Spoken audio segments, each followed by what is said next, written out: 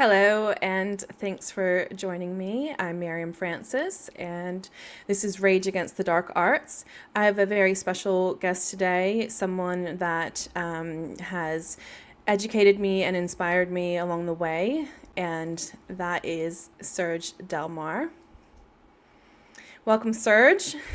Happy New Year. Happy New Year to you. It's been quite a lightning rod of a new year so far. What do you reckon? It is what it is. It is what it is. We've got a lot of topics to cover, so I want to sort of move through them and work our way to the title of this video, which is Who Effed the FBI Case. We will get to that. I did want to make a comment on just a current topic at the moment in our community. And many people have seen Jenna Miscavige's video about what's occurred in her relationship with Aaron Smith Levin. I just wanted to state publicly that for me, this is a clear case of domestic abuse. I support women, I support mothers especially, and there's now a clear history of this. Ordinarily, I wouldn't comment on people's personal lives, but this is a very important topic, and I don't support anybody who engages in domestic abuse. So that's where I stand very clearly, and there is no gray area for me on this topic. And I think that for anybody who does have a gray area on this, that's on them. And that's something that, I think that people will be assessed on what their core values are in regards to this. And something that's been really important to me, having left abusive situations, is to establish what my core values are. And that's really important when you're looking at relationships and who you surround yourself with. It's quite dangerous to be with people or be around people or be associated with people who directly, very obviously don't align with your core values. So I think that that's important. I think that's, part of the topic of this conversation. And yeah. So, No, I'm moving. um, Yeah, sorry. I understand what you're sharing in terms of DV, domestic violence, which includes, berating, coercion, and, screaming, which is something that was groomed so much inside those Scientology hotels. It was normalized for people to be screaming in rages of fit. I mean, rage against the dark against the dark arts.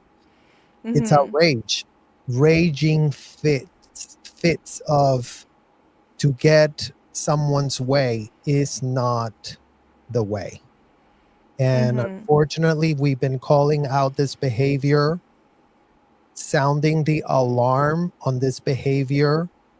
A lot of people did not believe us. A lot of people actually turned it against us when we sounded that alarm. I mean, what she's describing is not, it was a pattern. He was very, very violently screaming at us behind closed doors. His whole board was getting screamed at. It makes absolutely no sense. It's completely unjustifiable. There's been no remorse. There's been no looking in. There's only been enabling. And the community Mm-hmm. is mourning because Yeah. it is absolutely heartbreaking to see cult survivors, victims of sadistic, disgusting, indefensible, coercive abuse, which is all that was delivered inside the Scientology hotels and commercial buildings. And for that to be weaponized against survivors, no survivor deserves that. No survivor deserves to be treated like that, to be yelled at, to be screamed at, to be coerced, to be dehumanized. Because we're going back to, why is the programming even working? Because we're talking about kids that were raised to feel that they were inadequate, raised to feel that they were not enough, raised to feel their job always to be regulating the emotions of grown-ass adults. And in this case, that includes Aaron Smith Levin, who cannot regulate his own emotions. And he's pawning off and doing the exact same programming that gets done in those Scientology hotels and commercial buildings. Yelling and screaming like that at your intimate partners is absolutely unacceptable. And the community is right to be incensed, because how many times does the alarm need to be sound for anyone to actually give an F? How many times are things going to continue to be not prioritized for the well-being of this community that is comprised of children that were born in disgusting hotels to parents that were absolutely intent in treating their kids in horrific ways, setting them up to fail, setting them up for them to cling on to abusive relationships, to cling on to toxic relationships. And we're seeing that. We're seeing that because, again, it's like, how many times do we have to say the exact same thing? And then we have all of these cult of personalities who are the enablers, the co-signers of the abuse. The abusers are nothing if they don't have enablers, if they don't have co-signers, if they don't have people that are like, it ain't a big deal, I'm still with you, bro. That's And why, Serge, I really feel like it's so important. And this is just from me. I'm only, going to be able to speak about, my thoughts on this. Is like, for me, there's a clear line here that, I will not ever minimize. It's not a gray area. And the enabling as well. Like, we have to stand up as part of this community to say, like, what we're here for and what we're against. And this is a really important issue in regards to that.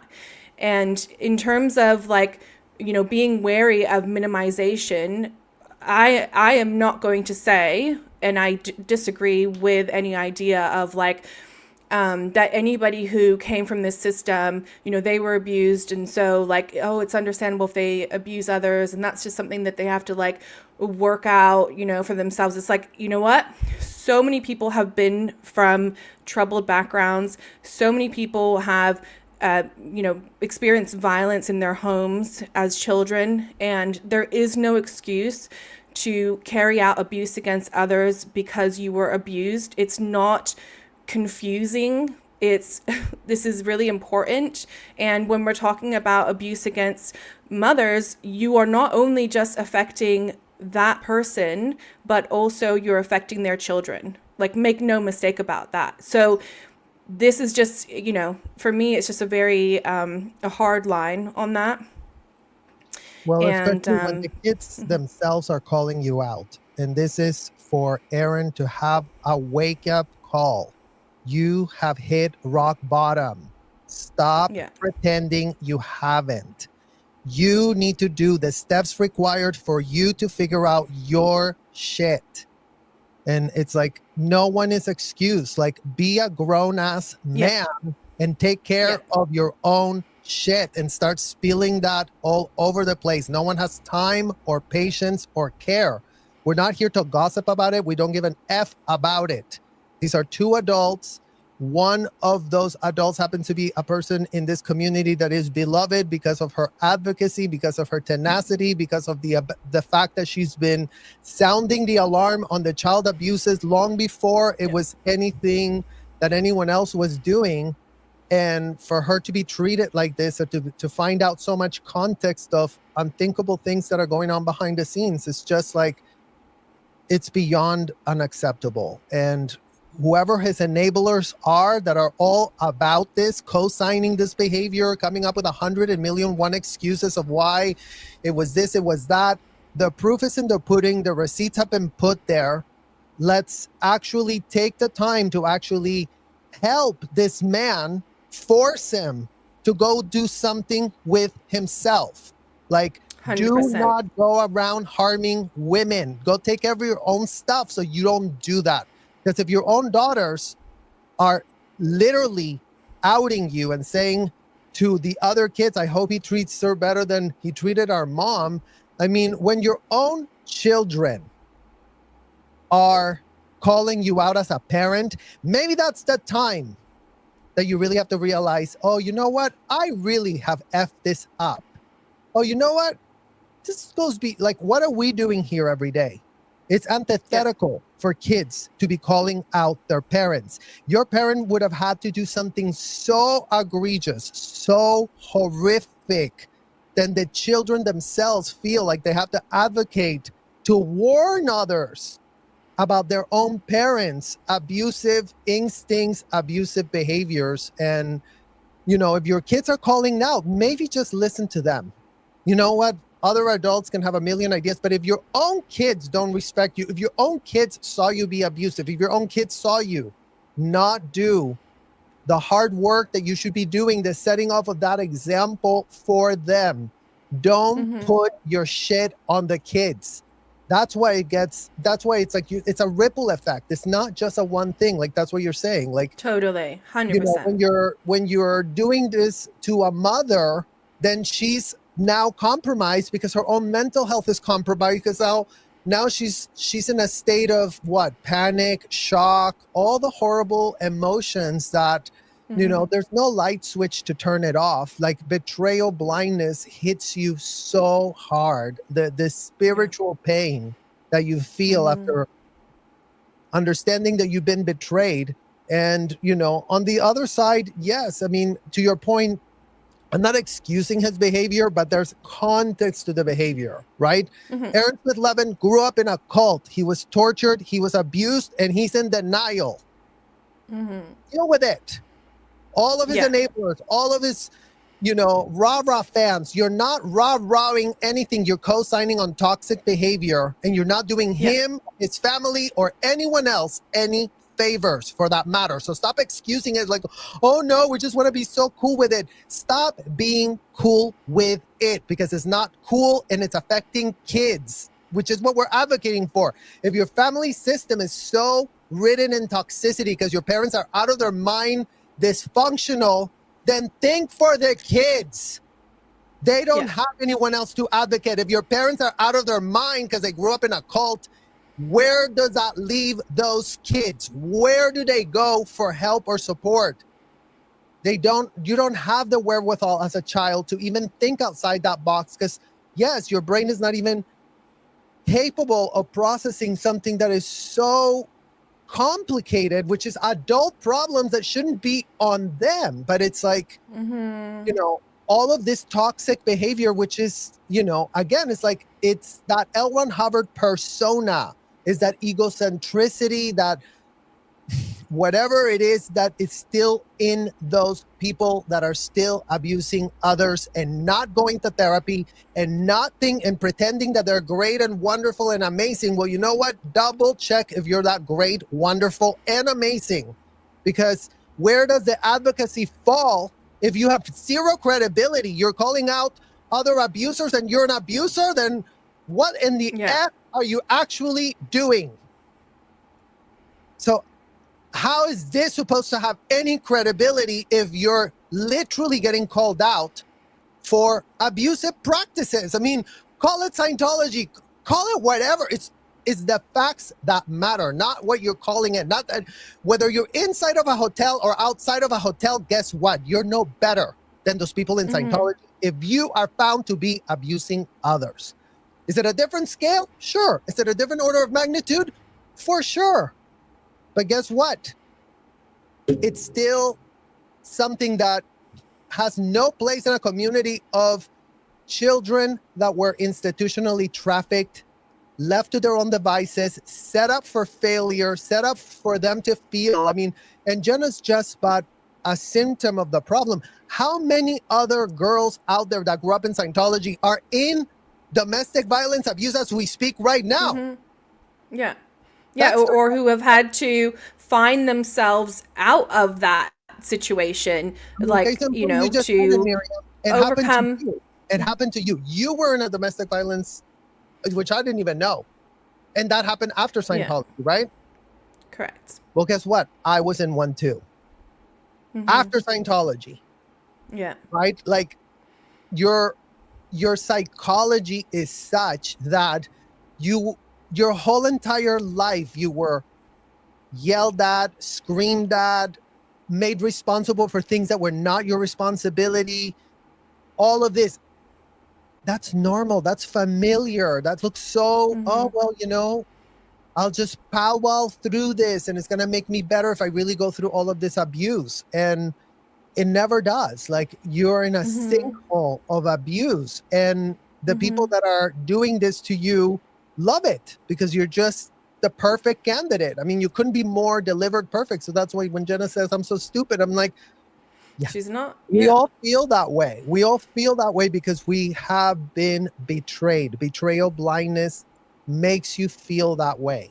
You know, like this ideal that we created in our mind, being optimistic and idealistic about, oh, we're having this great relationship and the love bombing works so well because we're so desperate. I mean, until you don't work on your own inner issues. And that's why we continue to say therapy, because there is no other known way that I know for you to climb out of that hole. And everybody's path is their own, but you got to be picking up the pieces that are shattered. Like you cannot just go through a complete dysfunctional childhood and then expect that your adulthood is going to work out, you know? And usually when the breakdowns happen in your midlife at 35, at 40, at, you know what I mean? At these parts of your life where, you know, I mean, think about it. Like she said, she'd never been with anyone else other than two people. Like she's only been with two guys her whole entire life. Like I just, that I just know, that killed makes me. me even more, because it's like, Yeah. how dare you take advantage of that innocence if you know that there is absolute arrested development? Like that is called arrested development. If you've never been in a relationship with anybody other than one person your whole life, like the maturity cannot be there. Your own emotions haven't developed. Like your whole growth was stunted with all the trauma and all the infliction of all these, you know, disgusting coercive practices that in what world are they being played out right now? And that's why, you know, when I saw that behavior thrown against me, because it's not, this is done at willy-nilly. Whoever accepts it gets it. Get it? So if you're in there, you're accepting it and you're getting it. So all the people that are like, oh, it's never been done to me, you're full of it. These tactics don't just like happen to one person, you know, it happens with the ones that it works with. And that's what's being called out. That's what's sickening about this, because if it's working on you, then guess what? You're going to be exploited ad nauseum, just like all these people have been exploiting ad nauseum this community. So we're going back to why does the FBI have no case? Because it's filled with people that are just what Aaron Smith-Levin is doing, betraying their friends, betraying their loved ones, betraying their family. They don't give an F. That's the problem. And that level of advocacy in a community that comes from child traffic, that comes from coercion, that comes from DV, at the nth degree of the nth degree. If you're in this community and you don't know that, then damn. If you're in this community monetizing your YouTube to really make a lot of money, what type of service are you really actually giving if you cannot even have a moniker or shred of human decency to run your shit and not be abusing others, knowing everyone can make mistakes, sure, but mistakes are not patterns. And what we're calling out here is a pattern. repeat, do it again. And why? Because he's got a bunch of enablers, people that cradle and canoodle him. Oh no, you didn't know any better. Oh no, it was them that did it to you. Oh no, you're great, you're wonderful. Yeah. Sick. You're taking advantage Yeah. of other cult survivors. How dare you? How Yeah. dare you sit there punching down something you've been called out over and over and over, because that's the behavior that was getting called down, is the punching down of others. You're not superior. Get rid of your superiority complex pronto, because right now you're at the rock bottom of the floor. Your credibility is shattered. Whoever your enablers are, now they have to really resolve. Why is all this community so over there?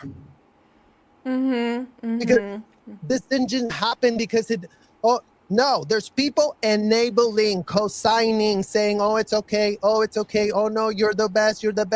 The best of what? What is being done here? And also, sir, just want to add as well, like along those lines, is like the cause is never more important than the people. And I've seen this in some of the dialogue, like, oh, the cause, and that's, something that Jenna mentioned herself as well. And we need to shoot that down whenever we see it, because first of all, that's tribalism, that's cult mentality, and that's exactly what we're battling against. That's exactly what we have battled through and out of. And we just don't allow that. Like, if you're harming people, you're harming people. We're against people harming other people. That's what we're doing in this space. And I wanted to, there's another topic that has come up recently as well. And actually you were in this live with Laura as well, with Liz Ferris. And there was a man who was speaking with DOA, Scott, on L. Ron Hubbard Way. Yeah. And I've recently just learned some things, just as of like last night. So I just wanted to share those things with the community. It was Nenya Business is the channel handle who had commented on a video where T and I had discussed it and pointed out that this man is actually on IMDb. And so I wanted to move on to that. So first thing that I wanted to show you guys is, okay, how do we do this again? Oh yeah, this way. So this is the guy, Lou. His name is Lou, and what I might do is, just so you guys can get a good look at him, I'm just going to play some of this. And then here he was up close, so you guys can get a good look at his features and everything. And then we're going to go to this. So this is what Nenya Business had pointed me towards. And would you agree or disagree that this is the same person? I mean, kind of has the face shape for it. I don't know. Yeah. It kind of has a face shape. I mean, obviously. Okay, let's go back. Yeah. Version. Let me just go back to this one just so we can get another look at this guy. Obviously older. There we go. We got a bit of a side profile, the other side profile. Oh,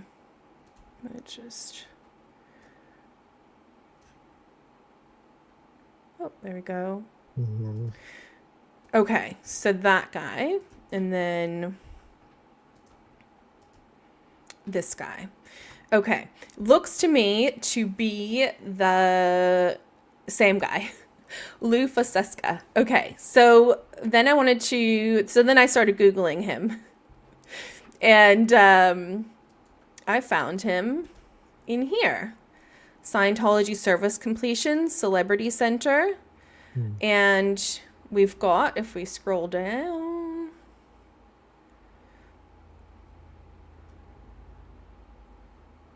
where did I find him before?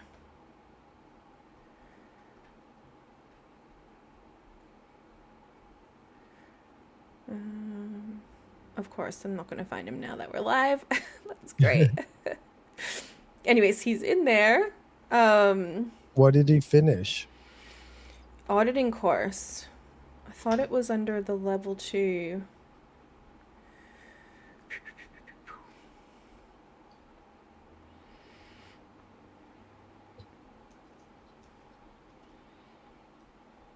Level 2, Academy level 2, the one where they teaching you how to float away felonies.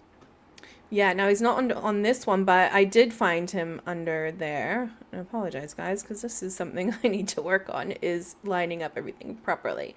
But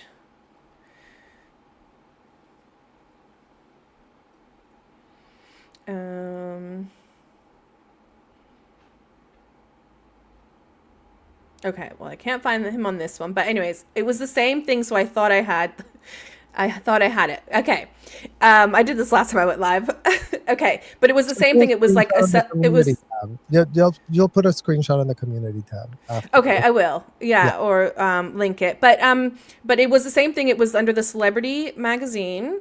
Mhm. So he had done this course at Celebrity Center, and it was level 2 auditor, which there's his name there. Okay, so this is why he's come up on this one under the student hat, but he did take other courses, and I just obviously didn't grab the right one, but it had shown him on the search.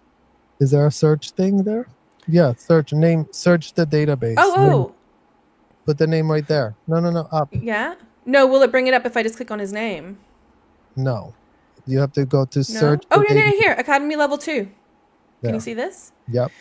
There you go. Okay, and so that was in 2013.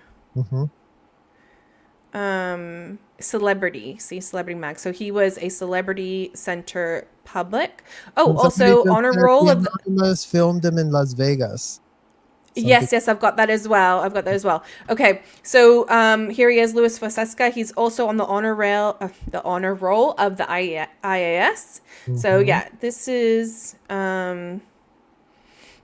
So this is Lou Foseska. So Academy level 2 auditor trained. And you started to describe that. Do you want to just give another description of that? What that is? Of what, level 2? Academy level 2, yeah. Yeah, that's where they're teaching them how to interrogate others, how to lock people against their will in a hotel room, how to keep them there until, Lou Foseska says it's okay for you to go. And, the way that he speaks about children, it sounds like he thinks it's amazing for children to be getting all of these things. And, that's what we need to start calling out. We need to stop being so glib in this advocacy and actually call out what is the clear and present danger that kids are literally facing for themselves as they get taken in a session by this Louis Foseska that says a kid could be digging a trench, who cares, who gives an F. A kid could be, doing adult choices because they're a big being, and everything that is in that video. Absolutely. Thank you so much for providing that information. And we're now going to jump over to this Las Vegas sighting. Okay, so this was Las Vegas Anonymous. And actually I think it's several years ago, I think like 13 years ago, that he appears. So play this.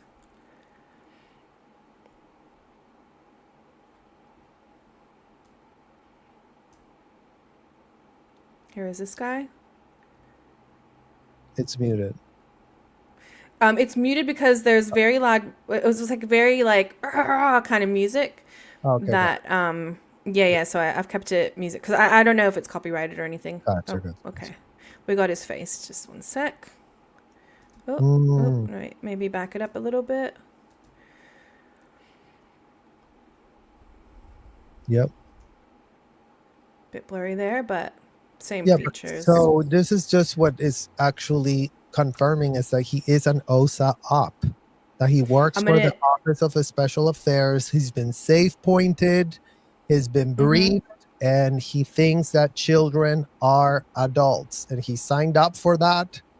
And this is what they do. OSA always does this. Like, they go to their to the very specific public. Mary, there's another girl that shows up in a lot of things on a protest as well, that she was my student back at Flag. Her name is Mary, and she would show up all the time too. So imagine he's been for decades already, working as an OSA op.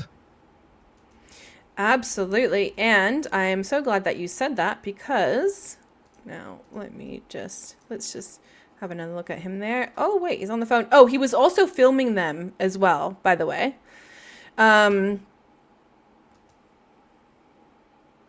Okay, so that's that. Now, recently, So then recently, because okay, so let's back up here for a second. In Mike Rinder's OSA documents is a whole bunch of CCHR documents. And I mean, as soon as you saw that, it was pretty clear that basically OSA directs everything that CCHR does. CCHR is essentially the public arm of OSA, the Office of Special Affairs. And I did put up a whole bunch of stuff on my community page about a week ago. And yeah, I put up a bunch of things. So you see OSA, CCHR, there's this. So these are all from Mike Rinder's personal documents that he took out when he left in 2007. There's charts in there to show how that all works. So you have Director of Special Affairs, and then that is linked to, just open that up for a second, the CCHR Commission. So you see here, Director of Special Affairs, they are directing the CCHR. Let's talk about why this legally matters, you guys, because Director of Special Affairs is part of Scientology. Okay, so the Director of Special Affairs is part of Scientology, a quote, religious organization. Well, CCHR is not a religious organization. So why then is OSA running this other corporation to do the dirty stuff? Because that's where they maintain this level of plausible deniability. They're so stupid, they're so corrupt, they're so disgusting, they're unhinged, they don't give an F. They'll do whatever violation of the law they want to do. They'll go and violate the law, full knowing, full having access to all the supposed top best attorneys that they keep on retainer. God knows doing what with those retainers, because let's not forget that part of the OSA op is hire as many attorneys on the United States as possible, so that even if survivors want to go and file lawsuit, oh, sorry, can't take your claim because we have a conflict, because Scientology did hire us and has been sending us clear checks for doing no work. That's the problem with the Scientology attorneys. They don't consult their client on how to stay within the confines of the law. That's the problem with all the Scientology attorneys on retainers, hefty retainers. Oh, here's a 50 grand retainer. We don't need you to do anything. Just, stay there, just stay cool. Just represent us, represent our interest. So in what world is Scientology committing so many crimes and has so many attorneys on speed dial retainer that have no capacity to rein back an unhinged, depraved, psychopathic client, all offsprings of L. Ron Hubbard? Let's not forget, these are all offsprings of L. Ron Hubbard. Every single Scientologist is an offspring of L. Ron Hubbard. What are they regurgitating? What would L. Ron Hubbard say? What would L. Ron Hubbard do? What would L. Ron Hubbard tell me how to think? Because I can't think to myself, so I really have to outsource it to a convicted felon who's going to tell me how to think better, how to be better. How stupid can anyone actually really be? So these documents, if anyone wants to email me, I'm happy to share the CCHR/OSA documents. You can email me at againstthedarkarts@gmail.com. And so I did put different photos of different documents on there. Oh, here's another chart showing the relationship with CCHR and the Director of Special Affairs. Oh, and you can see here compliance. So all the compliance and the CCHR commission compliance data goes. Okay, programs and orders come from the Director of Special Affairs to CCHR. Compliance and data goes back to the Director of Special Affairs for the Office of Special Affairs, OSA. And then here was just a bunch of photos of like, this is just literally photos of the screen on my laptop showing you that there's all these documents, and there was more than that. There was just a few of the photos that I took that are included in Mike Rinder's OSA documents. So the relationship between CCHR and Scientology, the Office of Special Affairs, is clearly established there. So I wondered, okay, so is this guy Lou Foseska, is he one of these agents? And looking into it a bit further, there is this. Now this is I think in Ukrainian. You can get it translated to English, but basically it's like this. It's a movie, Therapy or Torture: The Truth About Electroshock. Okay, and this is a CCHR film that was put out. And you can look at who participated in it. And we've got some people. Jan Eastgate. She is the international president of CCHR. And these people have been in these positions for years, right? Like, yes. Another one, Fran Andrews as well, Executive Director, Citizens Commission on Human Rights, CCHR. Sorry, you were saying? Go ahead. Yeah, I mean, it's just crazy that they have all of these people. Like, oh, them. Lou. Right there. Oh, he's an ECT survivor, and he participated in this film. This is a CCHR film. So, official connection between Lou Foseska and CCHR. Well, there Office you go. Of Special Affairs. Full circle. What makes no sense, though, is if he's a quote-unquote ECT survivor, Lou Foseska, then he's an illegal PC. He should not be in Scientology. Like, when you have been electroshocked, you don't qualify for nearly anything. You're just a Can you do training, though? Serge, can you get trained? Well, maybe in some lower orgs, but he's not going to be able to go to flag. He's not going to be able to go up to OTs. He's not going to be able to do anything like that. And he actually has to, anything he wants to do, he has to petition.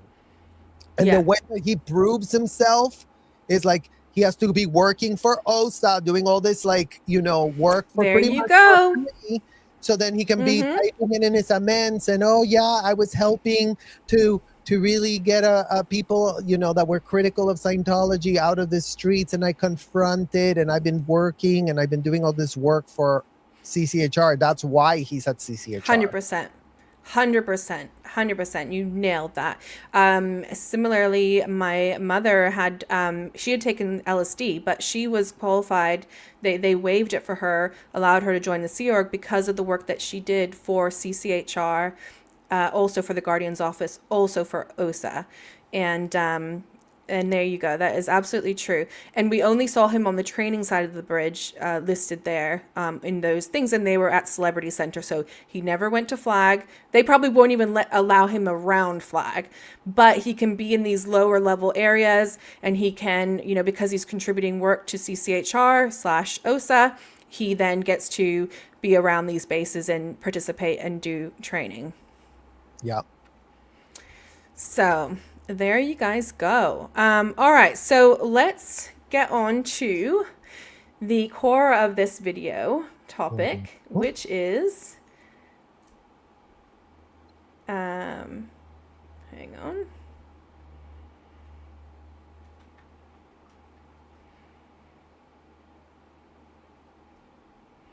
Okay, hang on.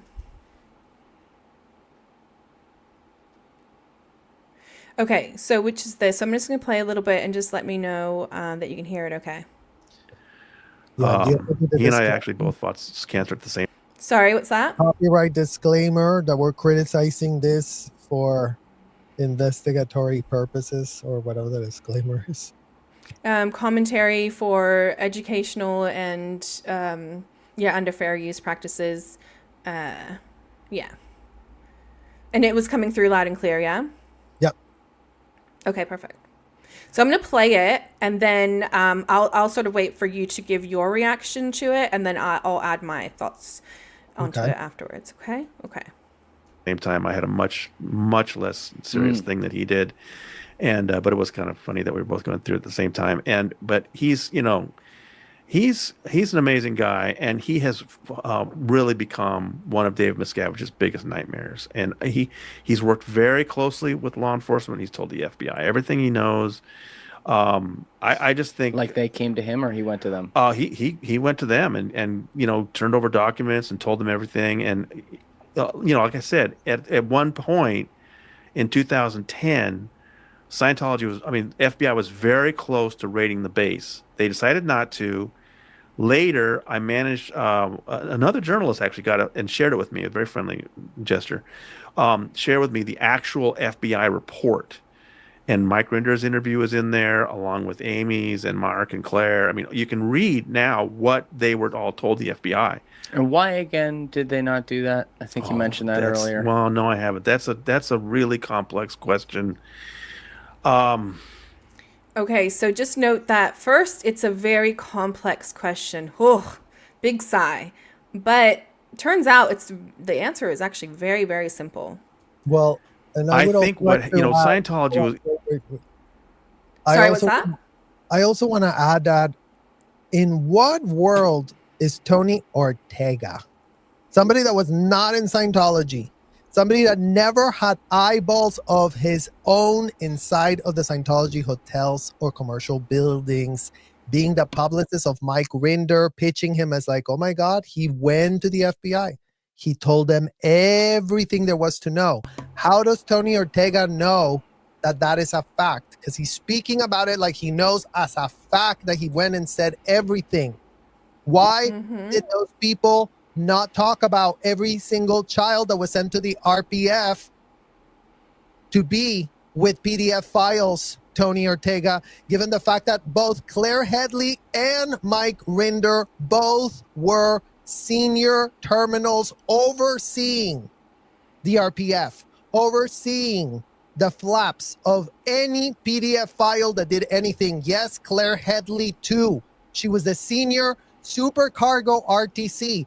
Means she's over ethics. She's over Ethics International. Means she was told of every single PDF file across the entire world. So, but Tony Ortega says they said everything. And he literally states it as a fact. So what type of credibility does he have? How would he know? Because he's under the spell of Mike Rinder, as all of these journalists have been for years, goo gagaing over Mike Rinder, who knows how to play them so he could spin all the narratives that are super sanitized, giving all the wrong things to look at to law enforcement, to the FBI, to everybody, right? Everybody's completely bamboozled by a man who purports to really, oh yeah, I'm going to come clean. Let me really go to you. And yet we know that when he went to them, he didn't think he was child trafficking anybody, even though what? Passports were locked away, Mike Rinder? In what world do you think you can explain that felony away? Let's give you a technical felony you cannot wiggle your way out of. How The were other the thing- passports of all the minors locked up, which is in itself a felony in your Office of Special Affairs network, mind you, just so you don't go, oh, well, people did that over there and I had no idea. No, sir.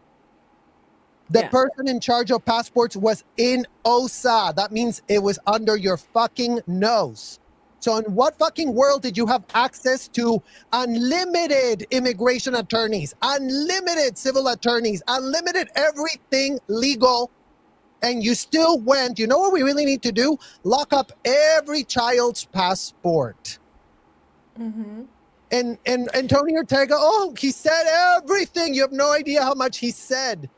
I mean, this man has really been doing the bidding of Mike Rinder at a level that is disgusting and unthinkable. And in what world is he still sitting there with a straight face, not correcting the record, not updating anything on his knowledge, because he's still like reporting as if like the data's still back in the 12, 15 years ago?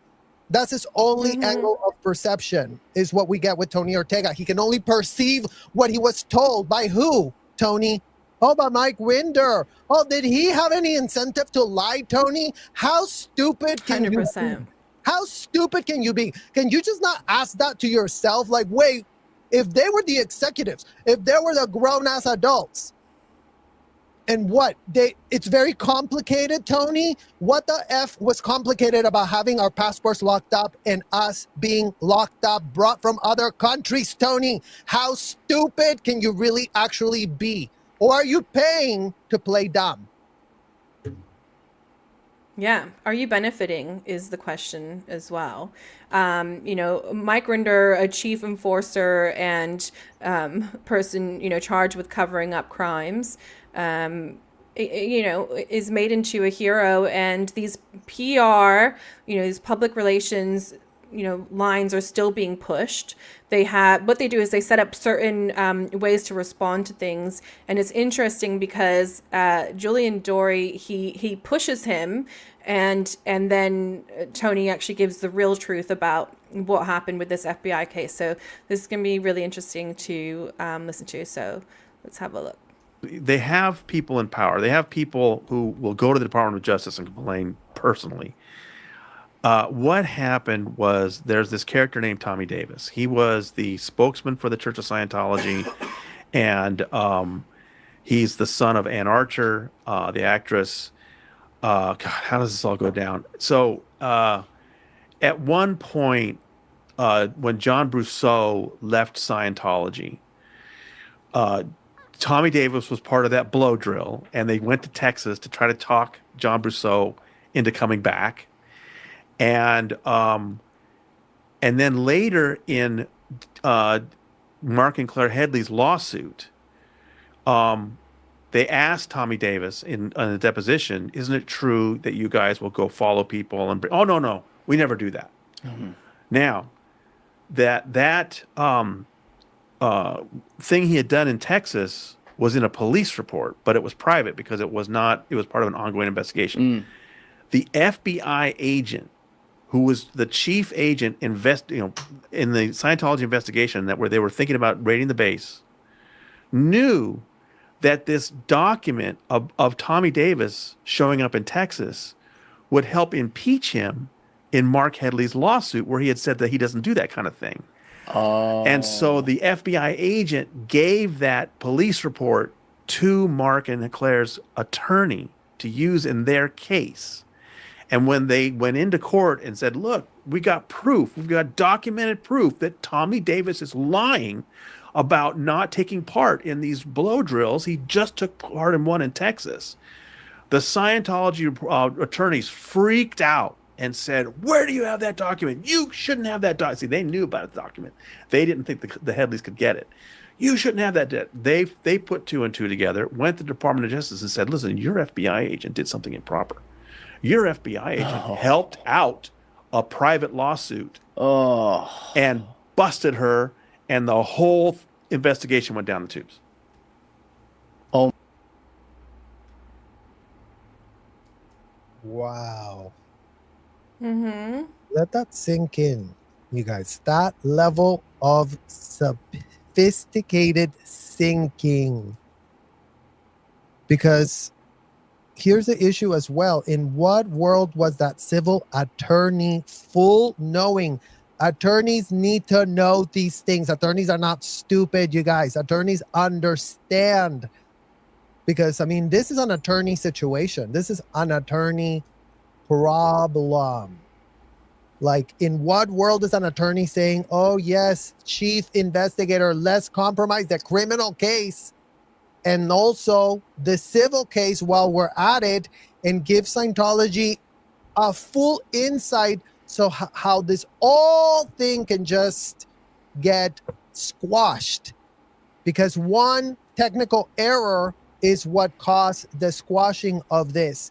Never mind that, you know, in hindsight, as I think about it today, Miriam, there were no children at Gold Base. Why were these people being sent to the one place we know there would be not one single minor? So the whole thing was set up to be a sabotage from the get-go. As if Mark Headley, as if Claire Headley didn't know. Claire Headley was at Flag training. Claire Headley was well aware of how many children were at Flag, how many children were at the LA org, how many children were at Celebrity Center, how many children are in each one of the organizations. Again, from the very, very top of RTC, Claire Headley had access to every single part of the Scientology organizations, and she was flown around. Oh, go to England and handle something there, handle a flap, go fix something over here, go fix something over there.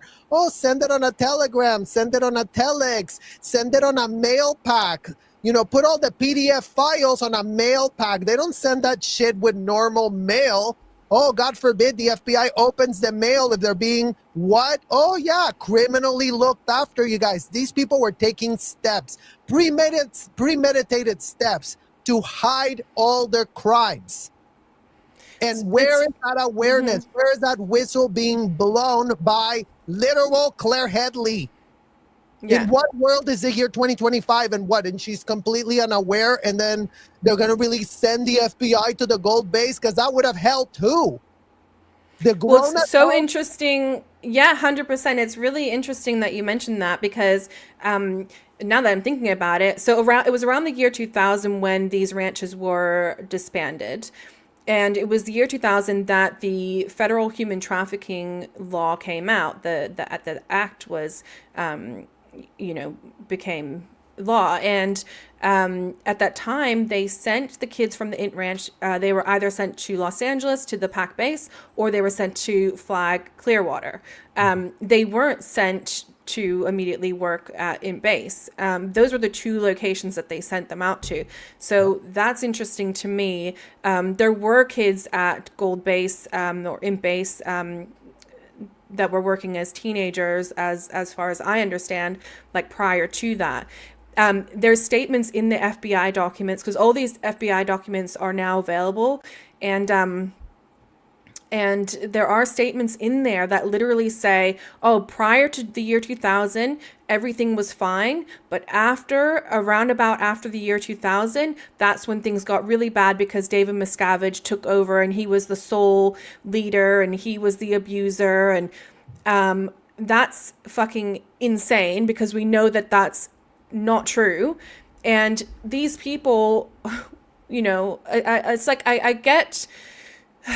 Listen, my reaction to when I watched that was just pure fuming rage, because I was like, how the fuck am I still being manipulated? How the fuck have I been so naive, to believe these things? And the effect that it has is it made us despondent about, a federal case, because they told us, they said, oh, we did everything we could. We told them everything. We told the FBI everything. And guess what? They just don't care. And that made us feel really, really fucking awful. And the truth is that they didn't tell them everything. They focused on the victimhood of adults doing adult things. And the thing is, there's limitations in the law about what you can enforce in regards to adults. Adults have greater freedoms. When you're looking at children, the law is different, because the state and the country the law has a requirement to protect children. And so the things that children can be involved in are way more limited than what adults can be involved in. And that's why we say kids cannot consent and all that sort of thing. So yeah, I was pretty infuriated about the role that these people, have played in It's manipulating.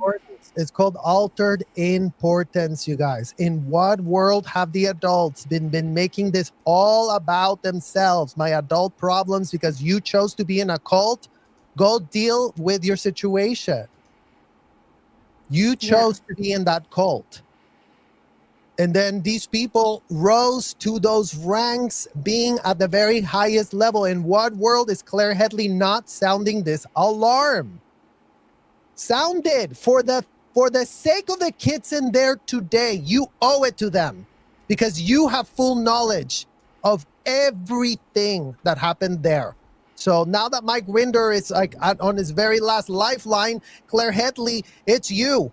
It's you who needs to start answering. It's you who needs to advocate for the kids. It's you who needs to take yourself to the FBI and tell them how many kids were being recruited, who was recruiting them, who was paying the bonuses to the adults for bringing kids. There were recruitment bonuses being offered for adults to bring kids, to incentivize. So the crime was even monetary, down from the recruitment, down from sending them off to other countries to bring underage kids to America to traffic the kids. But again, it's like back in that day, you wouldn't even know kids existed. Thanks to these people. Thanks to these people, you wouldn't even know kids were a problem. Because what was the problem? Oh yeah, they didn't pay us enough. Oh yeah, we were really overworked. If you're a grown-ass adult that wants to be overworked and abused, sign up. Just don't bring your kids. Absolutely. I wanted to show you this as well. We had talked about, T and I had talked about this case, Prince versus Massachusetts. And I won't spend too long on it because I've already talked about it previously. But this is a really important case for the exact point that we want to make, is that so this was it was a Jehovah's Witness woman who was convicted in the state of Massachusetts for basically exposing her children, and also there was her niece as well, to like her religious practices basically. And it was a child labor issue, and she then appealed it with the Supreme Court, and then the Supreme Court made their ruling. And this was in 1944, and it still stands as a citation that can be used. So I'll just read this. The Supreme Court decision in Prince versus Massachusetts upheld a Massachusetts regulation that prohibited boys younger than age 12 and girls younger than age 18 from selling newspapers. It was Jehovah's Witness religious materials in streets and public places, finding it was not in violation of the 14th Amendment's free exercise of religion clause. Prince challenged law that convicted her for taking her niece to sell religious literature. The law and conviction were challenged by Sarah Prince, who had taken Betty Simmons, a 9-year-old niece, over whom she had custody, with her to sell literature produced by the Jehovah's Witnesses. Because she regarded freedom of the press as secular, Prince had refused to bring her case on free press grounds and relied on her religious rights, on her rights as a guardian, and on equal protection grounds. The Supreme Court said rights of parents and children to exercise religion was not absolute. Justice Wiley B. Rutledge, writing the majority opinion for all but 2 members of the court, recognized that past cases had established the rights of parents and children to exercise religion, but he cited laws requiring compulsory vaccination as an indication that such freedom was not absolute. He noted that adults had the right to make martyrs of themselves. They had no similar right to make martyrs of their children. That part. That's the line I've been waiting for someone to say. Adults, you want to become a martyr? Watch no one give an F. Watch no one care. I mean, you cannot control another adult. You cannot tell another adult what to do, how to decide, how to choose. It's called they're an adult. They're going to make choices. But in Scientology, all adults made themselves turned themselves into infantile kids who did go to other adults to tell them what to do, who outsourced their right to choose, to a system that they purport that system was going to really help them, turn them into martyrs. But they all were saying, oh, this is really getting us off. We're really climbing a bridge. We're really getting something out of it. Plenty of adults can tell you how many things that we're getting out of Scientology. Kids never got that. And I'm so glad that you actually point that out, because that is the exact point of the law that should be getting highlighted by everyone in the community. Martyrs can be martyrs. You cannot tell another adult that wants to F themselves inside of a Scientology hotel that they cannot do that for themselves. But again, these people were bringing their kids. They're underage kids, and then telling the kids that they were adults, and then subjecting them and treating them as if they're full-grown adults. Like, we cannot overstate the type of abuse, the type of disgusting, illegal, felonious, aggravated child abuse, like this point of the newspaper. Like, no, a child cannot be selling newspapers for you for 8 hours and purporting that that's a religious activity, just as much as they cannot have a child 100%. up in a hotel being asked disgusting questions, disgusting, inappropriate questions that in no way, shape, or form can be defended. It's the year 2025.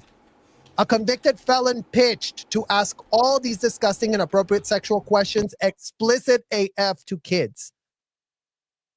So what? That's going to stand? That really in the year 2025, everyone's still going with that, right? Everyone's still going with that level of stupidity. So it's time that people actually wake up to what is the problem, who are the victims, what does the law say, who can be saved, who has to save themselves. They're in a sinking ship, in an illegal racketeering enterprise that child traffics and abuses kids willy-nilly. All of them did it. All of them participate. There's not one adult in Scientology that you can say, oh, well, they didn't have anything to do with it. They're donating for this to happen. You know, this man that we don't know if he has kids, but if he doesn't have kids, he's a supporter. He pays. He goes and helps OSA. For what? So that they can continue the child trafficking funneling going on to their organizations without a single problem. Yep, absolutely. And this I wanted to show you. This is the Fair Labor Standards Act. So this is the current law across the U.S., as I understand it, the federal law that governs the laws around labor. But this particular section is in regards to oppressive child labor. There are definitions earlier in this document that describe, what is labor. So it describes different definitions. But this particular section is in regards to oppressive child labor. This section here, I wanted to read to you, Serge, because, you and I were both placed into the technical training corps as kids. And so that portion doesn't involve physical labor. But I wanted to point to this because I thought this was, incredibly relevant. This part says, the Secretary of Labor shall provide by regulation or by order that the employment of employees between the ages of 14 and 16 years old. So as I understand it, this law, this is oppressive child labor. So this is just defining about if they're 14 and up. But if you're under 14, you shouldn't be experiencing child labor at all. That would be considered oppressive child labor if you're below that age. But the Secretary of Labor shall provide by regulation or by order that the employment of employees between the ages of 14 and 16 years in occupations other than manufacturing and mining shall not be deemed to constitute oppressive child labor if and to the extent that the Secretary of Labor determines that, and this is the important part, that the if and to the extent that the Secretary of Labor determines that such employment is confined to periods which will not interfere with their schooling and to conditions which will not interfere with their health and well-being. That is the federal child labor law in regards to oppressive child labor. So if it interferes with their schooling or their health and well-being, then it is oppressive child labor. And I mean, that's just so clear. I mean, again, it's just like the law is common sense. What you cannot Yeah. find inside a Scientology hotel is a shred of common sense, because everyone is like a complete infantile idiot degenerate going, what does L. Ron Hubbard say to do, you guys? Okay, let's really read it. Let's really all do it. Let's really all have zero critical thinking skills for ourselves. Let's not push back. Let's not minimize. Let's not water down anything. Whatever the convicted felon said to do it to the nth degree. The more they do it, the more scathing they are, the more psychopathic they are about implementing that. And the point of the labor of children affecting their well-being. In what world does anyone think that a child being groomed with a doll to ask adults how they masturbate is not going to affect their well-being? Because when that question can be answered with a straight face from the head of the FBI, from the head of this labor department that apparently has been nowhere to be found in the last 70 years, that labor department clueless about the type of so-called religious work kids are being exposed to do at the Scientology hotels, including digging out how grown men masturbate, how grown women masturbate. Why in the literal F is that a job of a child? Scientology parents that groomed your kid to put it there. And yes, I'm talking about my own father who said, oh yeah, go and do that. Yes, I'm talking about my own mother who said, oh yeah, go do that. I'm talking about my own grandmother who said, oh yeah, let me just train you real quick with a doll here so you start doing it starting at age 12. In what world was me asking married and single women, grown men, and women, because like that's what's so sick about this, like the women too. Oh, I was putting my hand on my vagina. Why in the F is a child asking that of a grown-ass woman? Why? Why are 12-year-olds being groomed to do that? Why is this labor being, oh, it's a religious job that they're doing? Bullshit. It's a depraved, disgusting, unthinkable, indefensible job what Scientology hotels run with. Because to your point, Miriam, we were in the technical training core. Get it? CORS means group. And yes, the TTCs were filled with underage kids. Oh, you're going to be trained to be an auditor. You're going to be trained to be an ethics officer. You're going to be trained to be a supervisor. You're going to be trained to be a work clearer. We really need the kids to be doing that. And in our stupidity back then, in our naivete, it looked like it was courses. It looks like it was diplomas. It looked like they were almost replacing what we should have been doing at university, even though this was no university. This was just a disgusting racketeering abuse dungeon that grown men and women are visiting for themselves, donating their kids to be abused when they know they're getting abused. And if our parents say, oh, but I didn't know you were getting abused, well, now would be the right time for you to really have self-reflection and figure out if you can defend any of these things. In the year 2025, Scientology parents come to present motherfucking time. So all this like, oh, but no, today can you defend it? Today can you make it make sense? Because that's what needs to happen. Absolutely.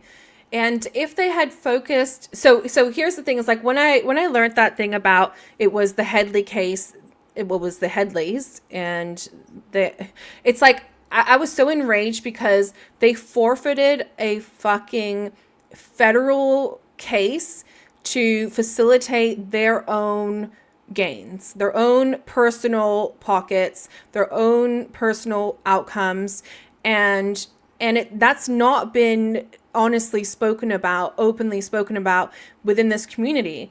What we've been told is that like, oh, we tried, we did the best that we could, and like, no, you need to be honest, you need to be transparent so that we can figure out like, oh, what do we need to do from here?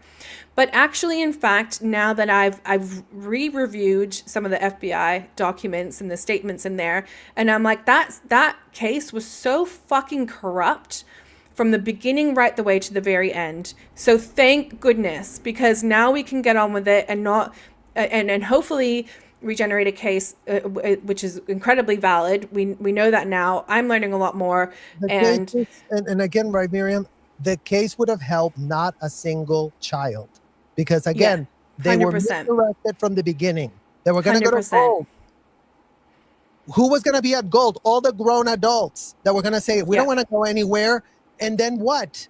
And then what? What do you go and do? What does the FBI go and do? I mean, again, it's like we were the Epstein victims on steroids, FBI, just so you get it. We were being video recorded. We were being put in hotel rooms. We were being told to do massages on grown-ass men and women, FBI. So stop being stupid. Stop being told by Claire Headley and Mike Winder that, oh, we were really overworked. Overworked doing what?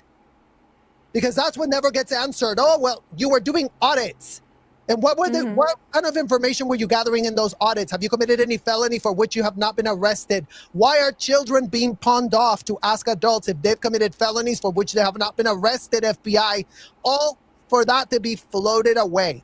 Because that's the level of specificity that we need to understand in order to dismantle who's getting hurt by this disgusting labor that the Scientology parents, the Scientology executives, and apparently the Department of Labor is all about having American kids do in this United States of America that doesn't give an F about how children are treated. As long as you slap the label of cult, you're going to be protected beyond belief because you know what? The idiots at the judicial are going to go, oh, sorry, cannot interpret the works of a convicted felon. Better luck next lifetime. And that's what's getting called out. It's a problem from the judicial itself because the law states what's being done, it's illegal. But everybody's played dumb, citing all this other irrelevant law that has nothing to do with the facts. Because what you just pointed out, martyrdom is legal. For all of you that want to go save every adult, save every senior citizen there that was, abusing kids for 40, 50 years, mind you, because yes, all the old people, they've had skin in the game, 50, 60 years abusing kids. Since the 70s, they were abusing kids there. The ones that are like, oh yeah, the last night, yeah, they've been abusing all the kids. All of those people can be martyrs. And guess what? Not illegal. You don't like it that other people like to be martyrs. Tough shit. They're adults. They can do that for themselves. They want to put themselves in the most horrible position. Let them.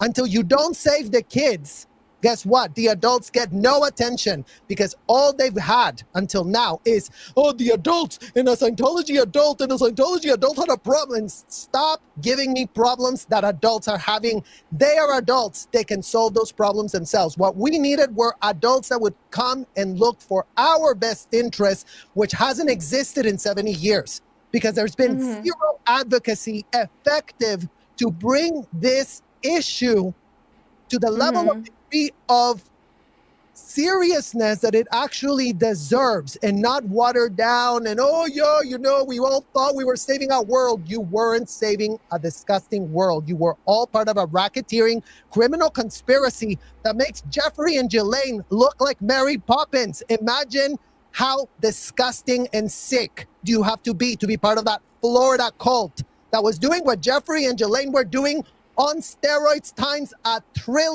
billion.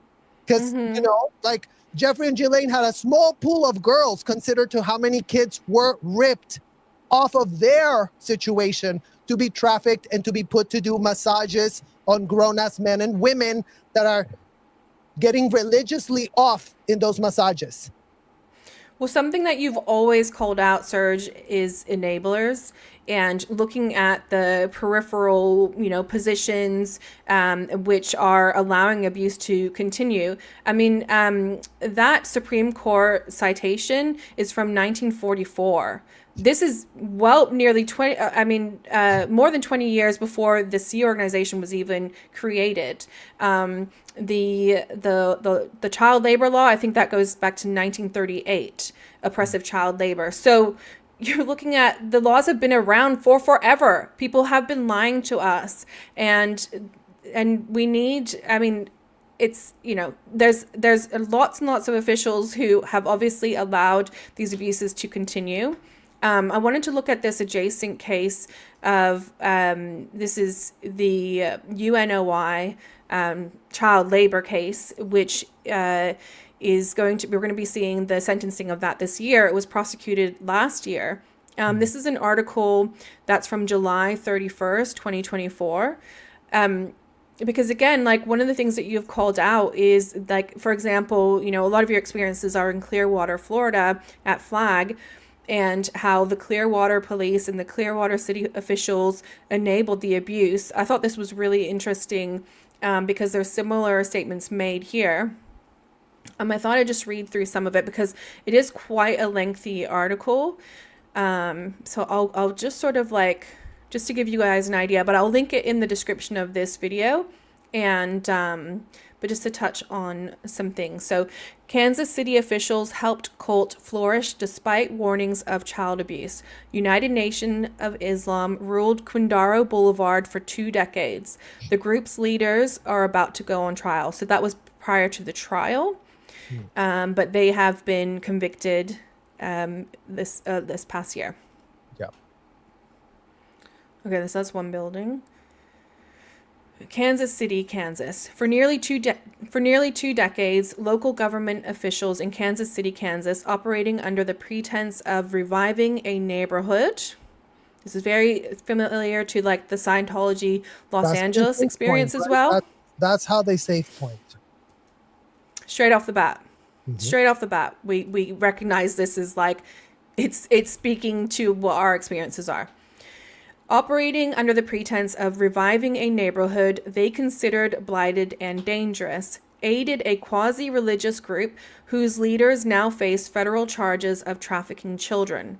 6 people connected to an organization formerly known as the United Nation of Islam are set to go on trial on Monday in federal court. So they were convicted. So I'm going to skip ahead a bit. Oh, this is a good quote here. You have to recognize this was an organization. This is a system, a business, right? A business has to actually engage with political members to do what they have to do. A woman who was trafficked by the group told Kansas Reflector. So if that's the case, how did they do this for years? The unified government of Wyandotte County and Kansas City and a public school board ignored warning signs as they helped the United Nation of Islam flourish. In 1996, a group from UNOI, led by the late Royal Jenkins, a leader who claimed to be Allah, so this was like a splinter group off of the Nation of Islam, told the city commission the group was moving to Kansas City. Oh, we're moving to Clearwater to create its headquarters. Group leaders had decided to make Kansas City their heaven, or insert Mecca.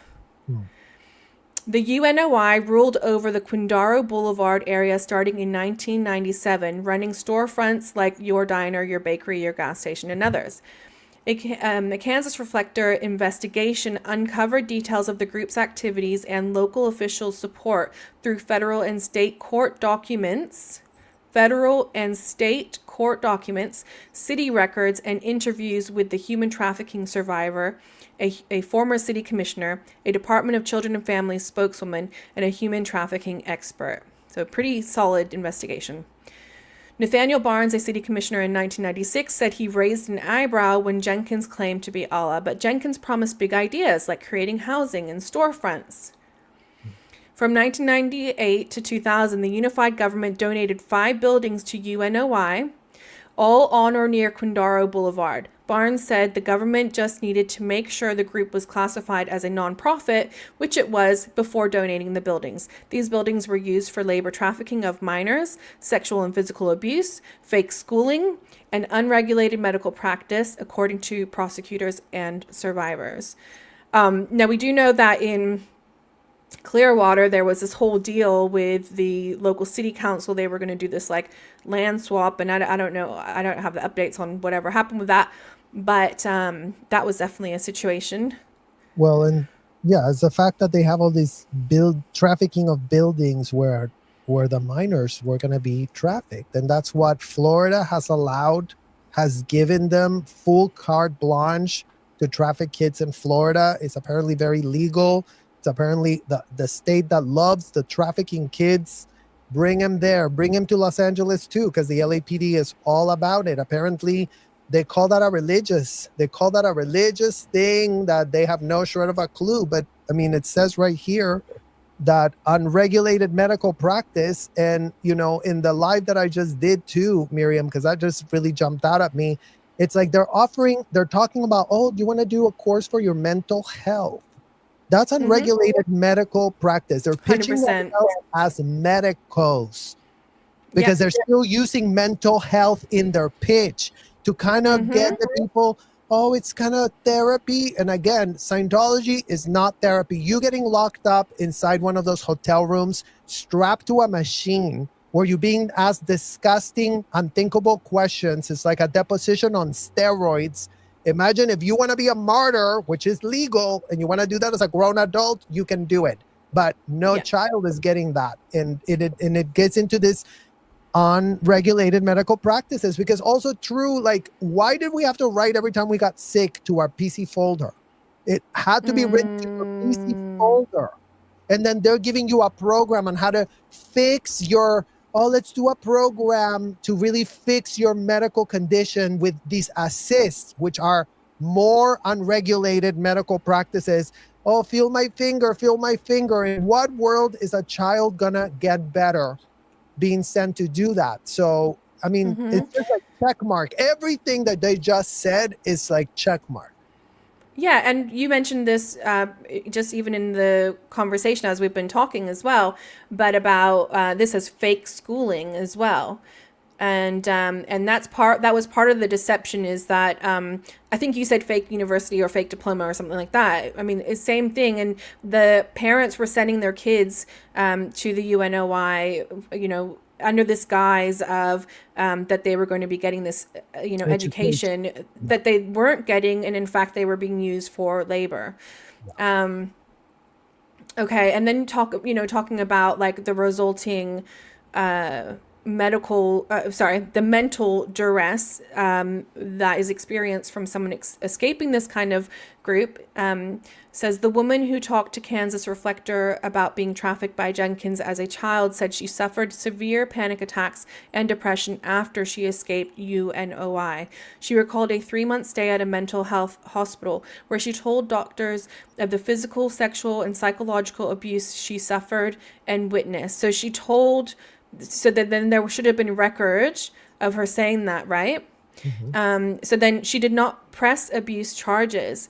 Kansas, and then they don't want to identify her because they don't identify survivors of domestic and sexual violence. She said government officials enabled UNOI because it allowed them to take the burden off of running the This is where, this is very reminiscent of, for me, for the Los Angeles area. She said government officials enabled UNOI because it allowed them to take the burden off of running the Quindaro area, an area of low socioeconomic status and high crime rates. Defendants called the area the dangerous part of town, court documents show. And that dates back just for forever. Like, I remember... that's that history with the LAPD, the relationship, Scientology and the city officials, the safe pointing, all of it. One of Jenkins' daughters told the Pitch in 2003 that at least 5 members had called the state's child abuse hotline, including her. She died in 2008, and court documents show that Jenkins announced to members that he had his daughter killed after she died. Yeah. Because that was something in the documents that they would take credit for. Anything that befell you after you left the group, similarly to like, oh, this is what happens to SPs. They're going to succumb, right, in the Hubbard language. And so similarly, they would take credit for that, like anything bad that happened to you. But he had literally said he had his daughter killed, which is, obviously very extreme. That's gross. Yeah. Okay, so this is just like the map shows you like different locations. Yeah, so there's a lot into this, details like the allegations that were then later these former leaders were convicted on, and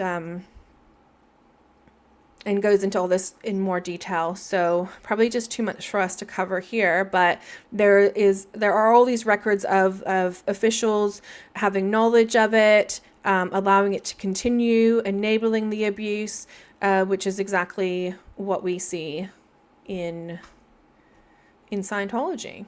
Yeah. And yeah. And that's something that I know that you've been talking a lot about with in regards to the Clearwater Police. You've been very, and the LAPD, and you've been very vocal about that. Well, yeah, because we've seen the type of psyops that they've set up for themselves to fully compromise and kneecap the city officials, right? Because it's not just the LAPD, it's literally the mayor's office, Karen Bass. It's literally they're involved everywhere. They're everywhere, these people. So, and they've been, lying and safe pointing and purporting to be all about, oh yeah, the kumbaya of it all, and we're just some religious workers that really want to do what? That you want to traffic the kids of Los Angeles. Get real about what you're doing in Los Angeles to kids, as Miriam was trafficked into this country via Los Angeles to be literally grow up as a child trafficking victim.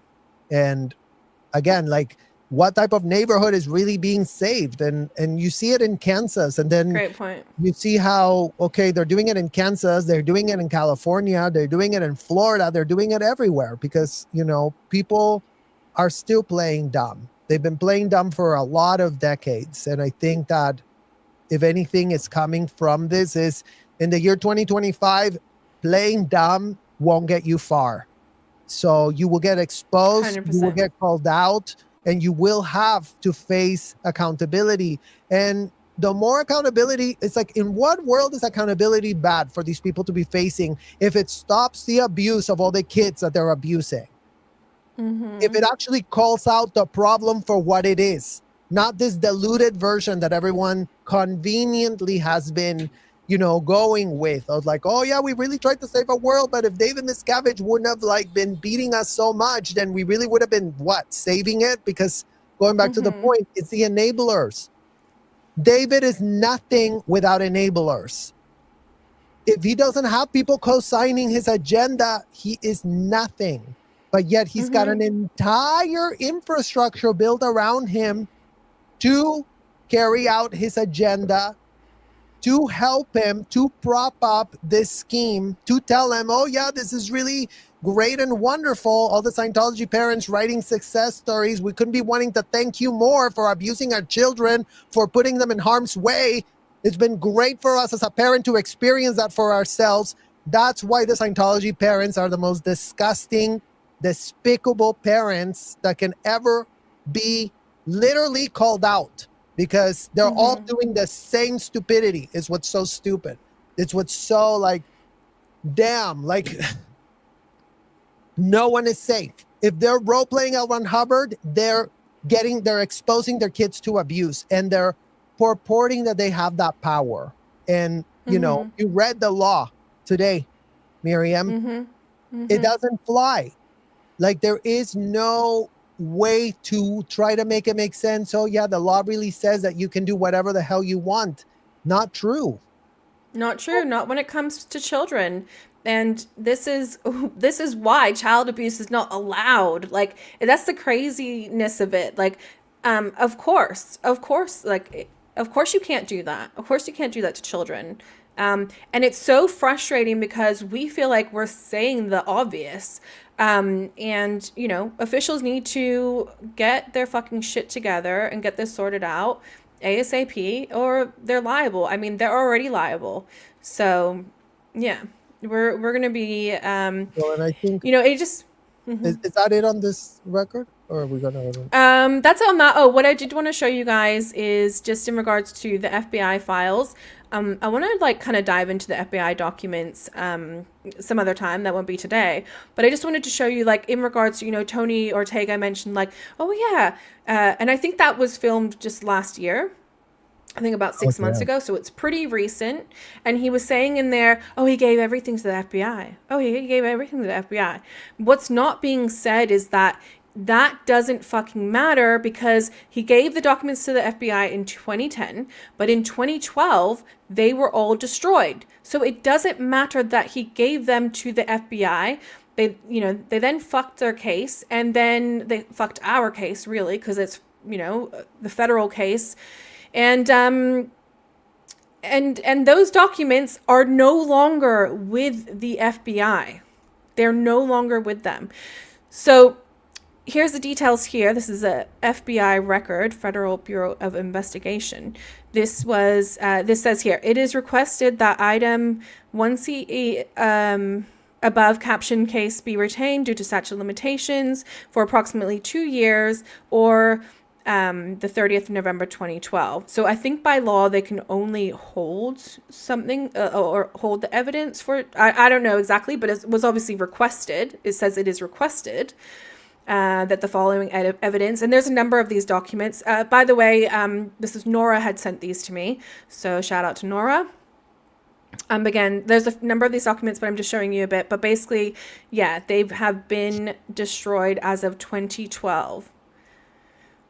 Evidence, all the evidence. Right, and Ortega's as of now still making it seem like, oh, they have all the info, and I guess nothing was criminal because, they had access to the files, and they just so went with, oh, look, all these files, oh, nothing criminal here, nothing to really see. Okay, and specifically 2 gigabyte flash drive. This is on this specific evidence that was provided. BlackBerry, we know that Mike Rinder had a BlackBerry when he left. 1 CD, BlackBerry address book, Toshiba hard drive, 4G Black Mini thumb drive. Ooh, could that be it? Details. It is requested that the following evidence items be retained due to statute of limitations for approximately 2 years, or and our dates are around the wrong way, so we're Australia, our dates are reversed, but it's the 30th of November 2012. Well, and After it is requested. It was a it is requested Who made that request? Who the made that items request? be Mike destroyed. Rinder? Mike Rinder? Calling Yeah. Mike Rinder. Did you make that request? Did you go, oh yeah, let me give you everything. Oh yeah, you're not going to be able to understand anything. Oh yeah, by the way, you have 2 years to destroy them. Oh yeah, did the federal investigation get tanked? Oh, did you give something improper to the attorney? Oh, I guess then there's no human trafficking, because you really did try to establish a human trafficking based on bullshit, based on a bullshit lawsuit that had everything to do with adult problems and had nothing to do with even the fact that Claire Headley was brought to this thing as a child. Where was that childhood experience being called out by Claire Headley? Nowhere in her lawsuit. Why didn't they focus on that? Why did they not focus on that? They could have had a case, and in fact, they lost their case. Now, Miriam, why is Claire Headley pretending? Because that's all this is giving. She's a total pretender. Oh, I'm just going to pretend that I really did try very hard. Bullshit, Claire Headley. You were right next to David Miscavige. You were right next to Shelley Miscavige. In what world are you this ineffective? You're an RTC rep. You were chosen because you were effective. So being ineffective on the flip side is giving, I'm choosing to be very ineffective. I'm choosing to have selective amnesia. I'm choosing to figure out how to really want to save another world with my little fucking foundation that is doing more crisis management, collecting info, and all the people that are coming out. Let me really pay you to really keep you happy. To what? Where's your advocacy for children, Claire Headley? Where is that advocacy? In what world have you said nothing?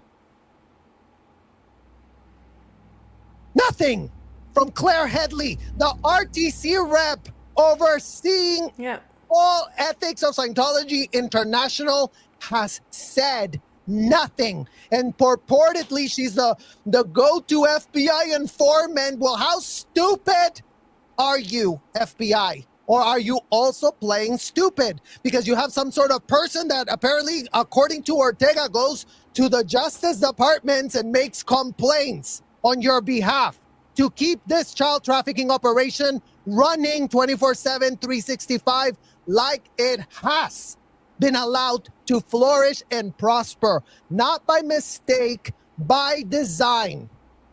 So it is the enablers. It is the people that are helping for children to continue to be abused because they haven't found it in their conscience to find anything fucking wrong with it. Well, then you're a fucking degenerate, criminal, racketeering, disgusting person that has no conscience. Apparently, you went through Scientology and imagine they ripped your conscience. Damn. How the fuck do you sleep at night? How the fuck are you a mother and then still sleeping at night because you pretend that, oh, well, you know, sucks to be those kids stuck at those hotels, you know, because I really did go to the FBI and I really did try my best. You tried your best at doing nothing, Claire Headley, because nothing has changed. Nothing has been reined back. Nothing has been called out according to you. All you're pressed about is how overworked you were doing what? Satan's work, because you were overlooking disgusting criminal acts that were being committed in those hotel rooms. In case you're too stupid to put that connection together. That's what you were doing 24/7, 365, Claire Headley. So, you know, maybe it wasn't under your choice either. Well, God damn it, then at least call out David, at least call out Shelly, at least call out. Why in the hell have you not called out nothing? That's the problem with you, Claire Headley. You haven't called out anything of substance. You've given paperclip withholds. You've given, you know, misdirectors. You've given part of the withhold, but not the rest. You're given, oh, I'm really going to control the field of all the people that are coming out of Scientology.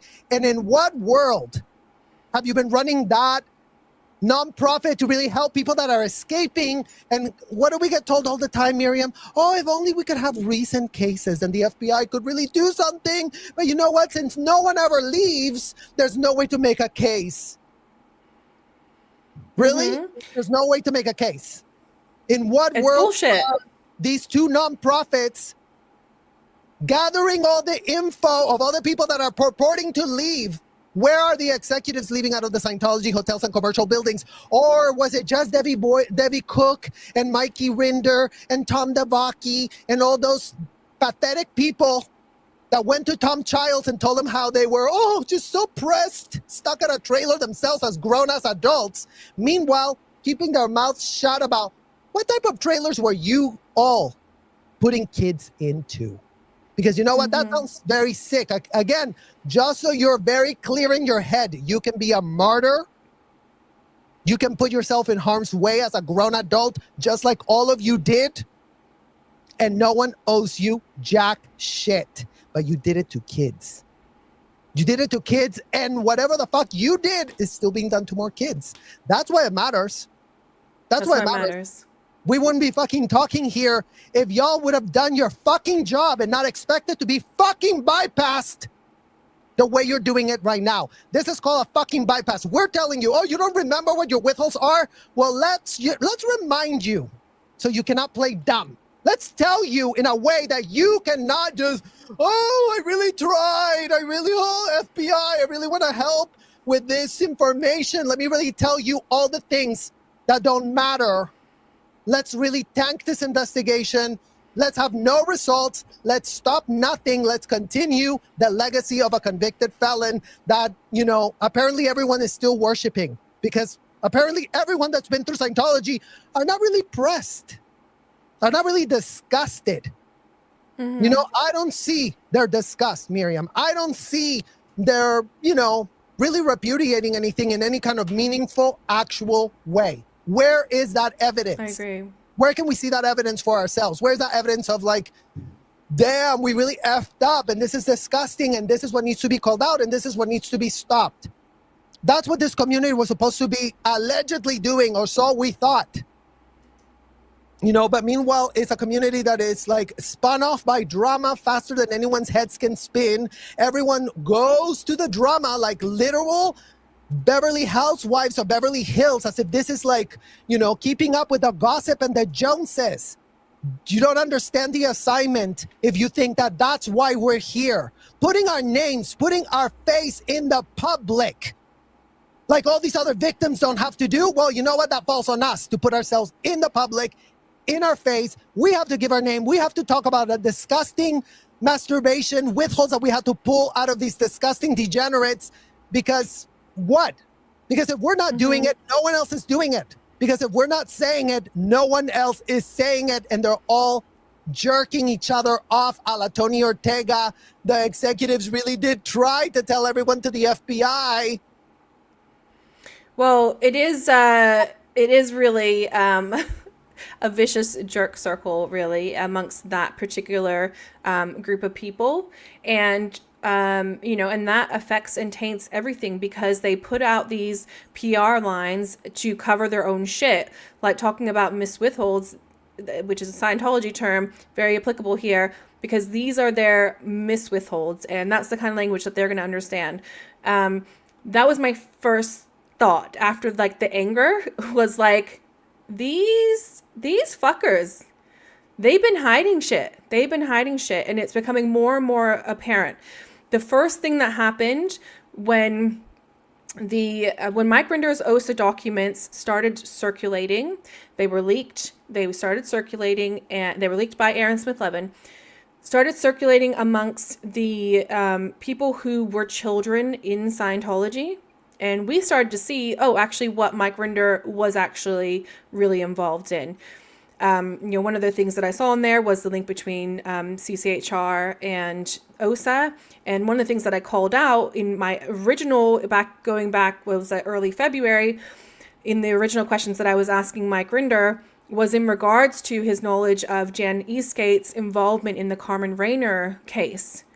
Because OSA International directs CCHR, was directing CCHR Australia, and that she was in charge of CCHR Australia, and she was very much involved in that case.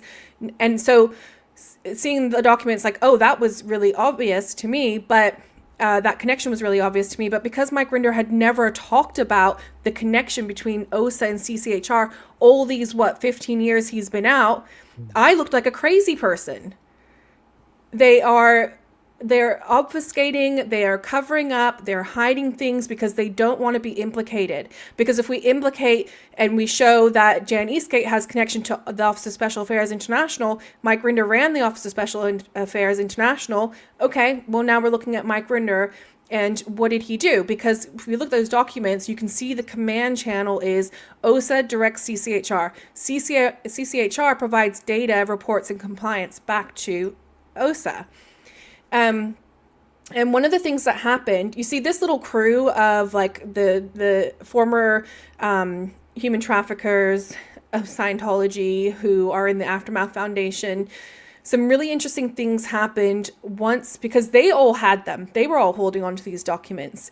And then once they got released out to the people who were children in it, because, they'd been lying to us for all these years, they started to get really fucking worried. And the first thing that they did was they started hand over fist, Claire Headley, president of the Aftermath Foundation, offering out money to people who were children in. She was, like, lurking on Facebook. If someone put a Facebook post like, oh, shoot, my laptop just died or whatever, she'd be like, oh, you want a laptop? Oh, you want a laptop? Here's some money. Here's some money. Who wants some money? You want some money? You want some money? Oh, you want this? You want some electronic equipment? You want that? Da-da-da. Handing, like, money out, like, like it was nothing. All of a sudden, very, very suddenly, around that same time period. The other thing that happened is once I started speaking out about the Aftermath Foundation, Amy Scobie, bing! We never saw her again. Amy Scobie, they already knew that this could be the potential outcome. So as soon as that started to come into fruition and everyone, it was actually happening, Amy Scobie went, bing! And she got the F out of there in terms of being in a public space on YouTube. Yeah. Well, they don't want to, again, they're being part of the problem and not part of the solution. And that's all there 100%. is. Like, we're not prosecutors. We're not here but we're here to get their fucking ethics in. They did teach us that at the fucking hotel, thanks to all of you fucktards that trafficked us. So yeah, if you don't like the F word, you know what? We're gonna fucking talk to you like you fucking were talking to us when we were fucking there for your fucking satisfaction, turns out. And now we're adults and we fucking want fucking answers and people to fucking stop playing dumb. And again, you guys, why did I just say fuck 10 times? That's how they speak to you at the hotel. It's called impinging. It's called, this is the only fucking way these fucking motherfuckers hear anything. Because other than that, they'll play status quo all day. They'll be playing patty cake, la, la, la. They're just a bunch of fucking patty cakers. Can't confront evil. Don't give an F about the kids that are there fucked over. Only talk about their own victim story. They won't out anything that Owen Hubbard said that is disgusting because there's always a justification for it because they're still surrogates of that disgusting, abominable man. They still have admiration for him. Imagine how disgustingly sick you have to be to have admiration for that level of degenerate L. Ron Hubbard. Truly do ask yourselves that question in front of a fucking mirror. Every last Scientology adult. What is L. Ron Hubbard really giving you? Oh, he's letting you be a full-blown degenerate and tell you that it's great and wonderful for you to be an abusive, disgusting degenerate. Well, no wonder you love it there. No wonder you cannot call out anything because, if David wouldn't have, beat you up too much, you would still be there doing his bidding like complete idiots. And since you left, you've done nothing other than try to help yourselves with your PR spin and your bullshit foundations that have done nothing to stop the abuse of children. Because again, you're too stupid to figure out priorities. You're too stupid that after how many years of decompression have you had? Like, the people in Scientology today, Miriam, they're under the spell of L. Ron Hubbard. What the fuck is the excuse of these other motherfuckers that have been out of the fucking cult for how many fucking years?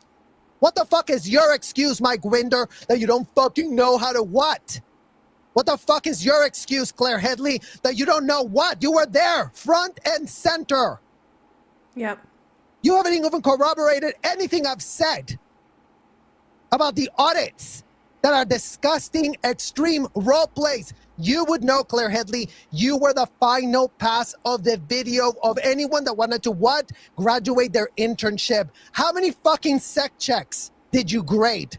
How many fucking times did you see a video recording of a grown-ass man assaulting an underage girl, asking her, well, how else did you masturbate? Where did you put your finger? Did you put it up inside your vagina? How much of your fingers went inside your vagina? That's the type of information you were hearing, Claire Headley. Where the fuck is your outrage over that? Or are you still calling that, oh, they were clearing a withhold search? Didn't you used to do that too? Yes, bitch, because you fucking were training me to do that.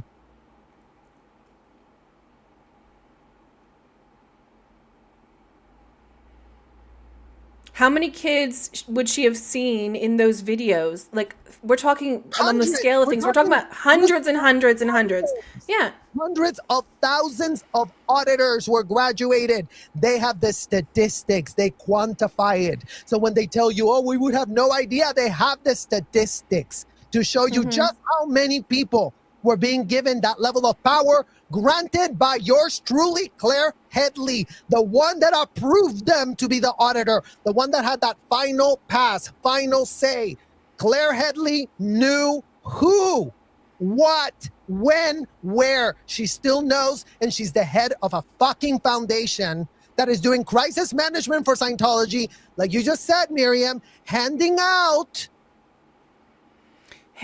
money and Serge, just so to shut people up. Exactly. So I really wanted to make sure I mentioned that. So thank you for reminding me, because the next thing, they were handing out money hand over fist. And suddenly they had a waiver that they never fucking had before. And in there was a clause that you are never allowed to say or do anything that's going to reflect badly on the representatives of the Aftermath Foundation. Yeah, a fucking So- foundation that's been literally grabbing all the money of all of you people from YouTube that have just been handing it over fist because we really want to help the survivors. Well, guess what? The survivors are still not getting a shred of help because the people who traffic them, breaking news, are not equipped to fix a problem that they caused. So now we have all of this money going to Aaron Smith-Levin, all of this money going to Claire Headley.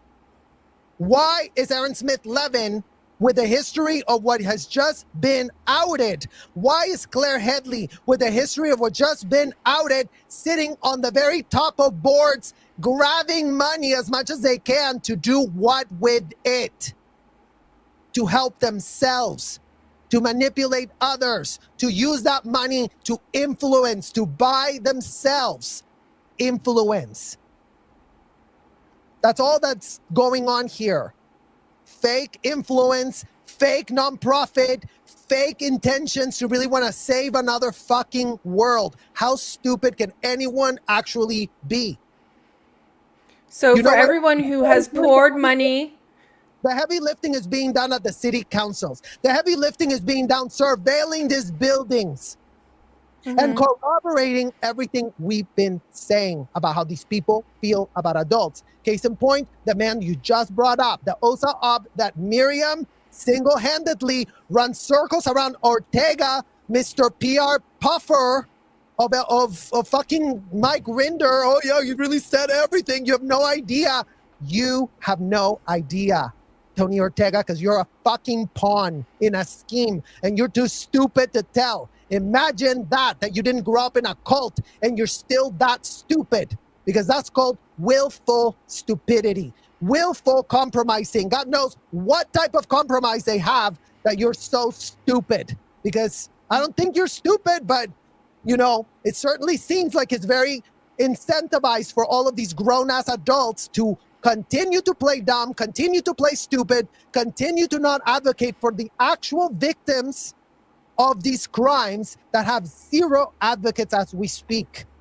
That, you know, good luck getting to 40 if you even survive this to figure it out and connect the dot. That's what's been put on us to do. Absolutely. So Claire and Mark Headley fucked the federal fucking case in regards to labor and human trafficking in Scientology. They were literally about to, there's records of it, that they were planning and were about to go and do this raid, okay? But single-handedly, you know, here we go. They just fucked the whole thing up and compromised everything. So Claire and Mark Headley fucked the FBI case. They fucked their own lawsuit. And after their lawsuit was fucked, guess what they did? They put their hands out. The whole community donated to them to cover their costs of the lawsuit, their costs that Scientology was requiring of them, which was over $40,000 as far as I remember. Got that paid for by the general public, by concerned people, concerned citizens, and then created an Aftermath Foundation so they could keep fucking us, so they could fucking manipulate, so that they could be funded to manipulate people who were children in a cult. Like, they can't stop themselves from fucking us. And I don't want to be fucked anymore by these people. So, like, that's it. Like, I am now today. All of that. Don't fuck us in front of us. We're not kids anymore, so you don't get to fuck us in front of us anymore. You got away with it when we were kids. We were very easy to fuck over, but those days are over. Yeah. Yeah, Trisha Whitehill was the FBI agent who was originally on the case. So I'm pretty sure that is the person, the investigator, the chief investigator, that was the one that went, "Oh, you need this document for your lawsuit, for your civil suit that's not has nothing to do with a fucking federal case?"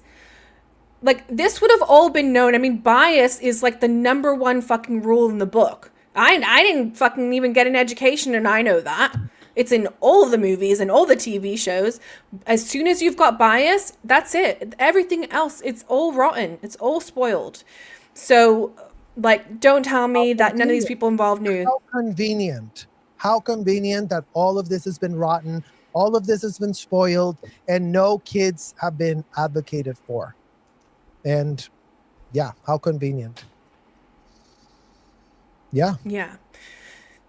I mean, how can they represent survivors? Like, the whole system's corrupt. Who are they helping? The adults that were abusing the children? Are those who are getting handed out a lot of money?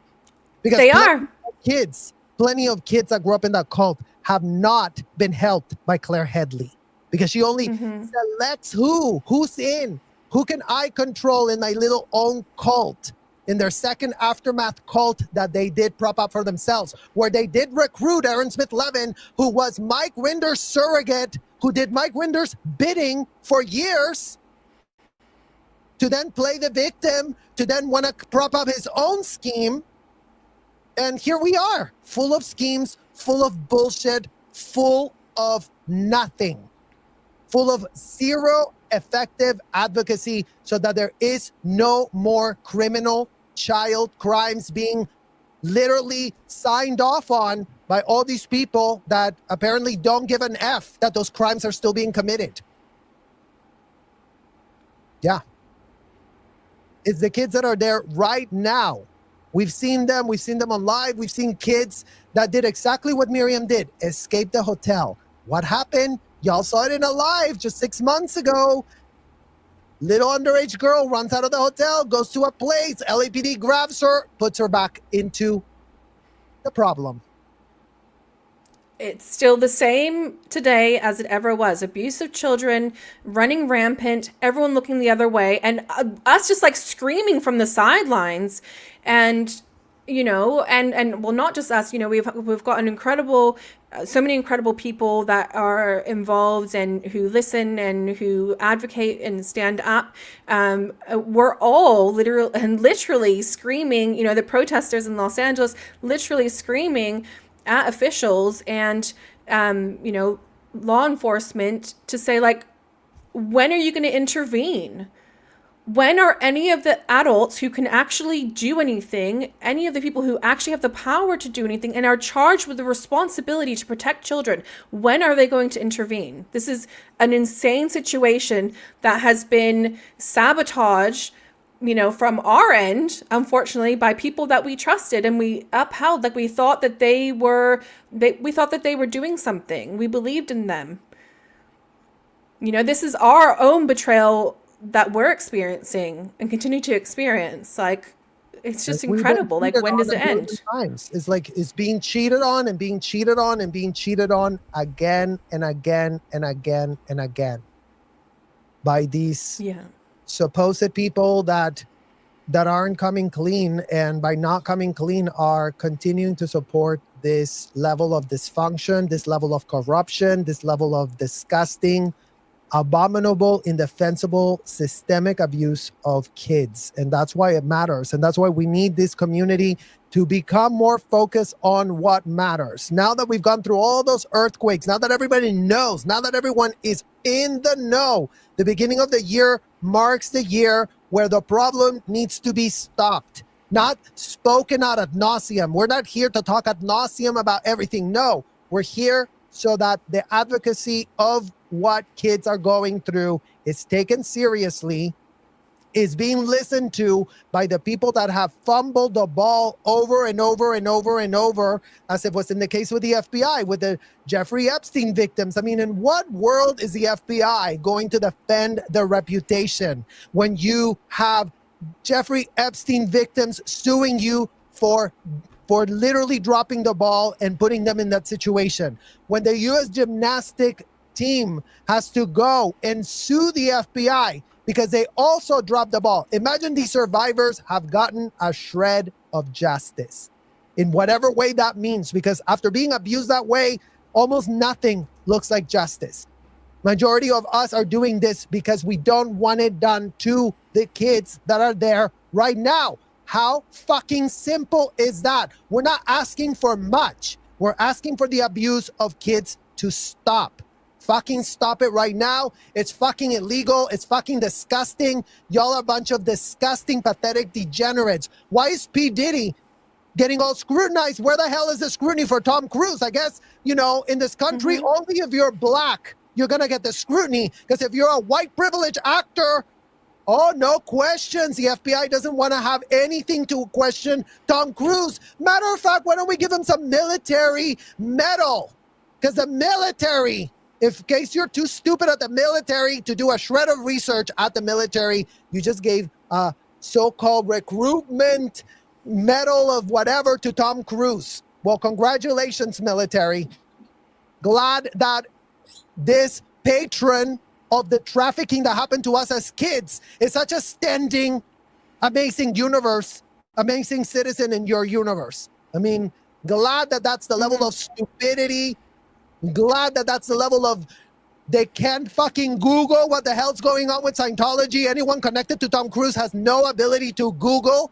I mean, how stupid can you be? I mean, let's get AI quick here. So all these motherfuckers that are playing dumb can be told by AI, no, you violated the law. Can I have a child, be asking disgusting masturbation questions of adults? AI will tell you, no, it's illegal. So maybe that's what we need. We need to override all these idiots, and they all just need to 100%. face their karma once and for all, because the law is clear. You brought the receipts. We told you what the receipts are, what the Superior Court of the United States says. This is not what Serge says, what Miriam says. What we say doesn't matter. Our opinion doesn't matter. We're only just It's the law. what's already in the public fucking record, because no one's fucking wanting to do the heavy lifting of putting together the case of why it matters and why it's important that it gets spoken about, that gets advocated for, and why there should be any lives going on, and for what? Not for a gossip mongering community. I really hope that this year 2025, we can really turn a page from the gossip fucking mongering that is helping no one. For every fucking gossip mongering, for every fucking YouTube drama between adults, and oh yeah, all of that is taking attention off of the kids that do need the advocacy, that do need people that can think 2 steps ahead of themselves as full-grown adults, so they can be powerful and they can be actually effective. The advocacy is useless if there's nothing effective about it. We couldn't feel more ineffective today. We're not coming here on some high horse. It's been ineffective. Everything we've done has been ineffective, you guys. Nothing has changed, period, end of story. Not Miriam's work, not my work, not Jenna's work. Doesn't matter how many kids have come forward and said what we said. It's been ineffective as fuck, because kids are getting audits, kids are getting ethics handlings, and kids are doing the disgusting grooming courses. The 3 things Scientology offers they're doing. We just covered how they're now grabbing kids from the piano lessons, and let's really teach you a piano lesson, and let's really get you a course for mental health, and let's really get you to fall in love with Riley, the piano teacher, and let's really, that's how they're still recruiting, and kids are what they are after. They stick their fangs in a child and they dehumanize that child. These people are dangerous, criminal parasites. Not our opinion. Look at the blueprint of an L. Ron Hubbard degenerate. Go ask L. Ron Hubbard.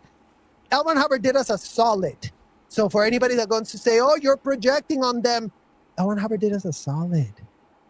L. Ron Hubbard wrote it down, their characteristics, what they should like, what they shouldn't like, how they should treat kids, what they should expose kids to. Not our opinion. Not our opinion at all. Those are the facts. And if people don't want to deal with the facts, we don't give an F. You're going to deal with the motherfucking facts, because this is going to change. Exactly. And MD Media, shout out to him. Shout out to Danny. Shout out to DOA. Shout out to Audit LA.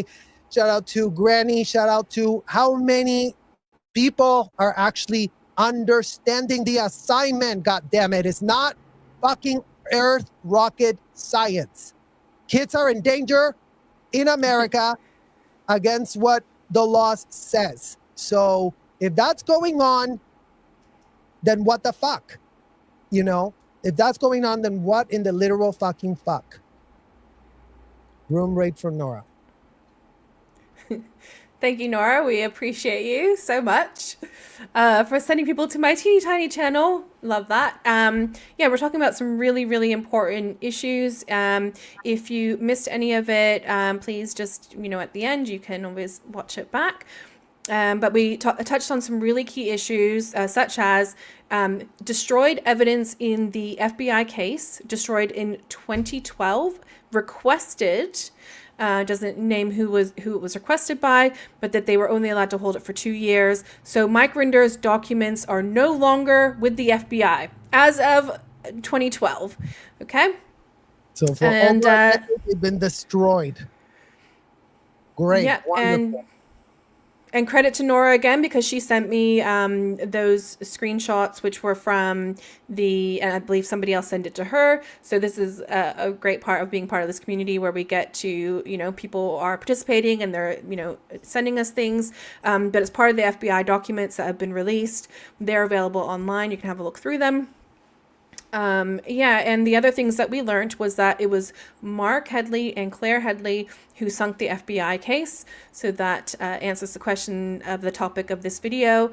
We talked about we talked about a number of things. We also talked about the UNOY case, which is going to be sentenced this year in February, actually. But it was prosecuted last year, and 6 former members who were like the cult leaders were convicted on charges of child labor. We've done a whole lot of talking about child labor in Scientology, and also these false advocates, people who are purporting to be advocates and saying that they are leading this cause, or that they are exposing Scientology, who are in fact sabotaging the efforts to move anything forward. Absolutely. Yeah. And, Sorry, you go. no, and we're just talking about the importance of the community understanding what to advocate for, because we're trying to turn this page from this Real Housewives gossip mongering advocacy cycle that we've been torpedoed into as an act of, again, going back to your point, Miriam, of sabotage. It's an act of sabotage. If you are literally creating problems in the community, if you're coming into this community and hurting other survivors, if you're doing abusive things, you're sabotaging the movement. And you're taking away from the attention units that need to be at all times on what are we going to do to get the kids out of those hotels and commercial buildings. What government official is going to have to get their heads out of the you-know-what of Scientology to actually enforce the law, enforce the rule of law, be advocates for kids, and be the change that needs to be seen, and all of these Scientology parents coming to their literal senses and stopping what they're doing? Because, again, adults can be told what you're doing to your child is illegal. Check the law. Go check with a criminal attorney. Go bring a criminal attorney the book of L. Ron Hubbard and show him seducing a minor is a crime, a Scientology crime. Ask them. Ask a good criminal offense attorney.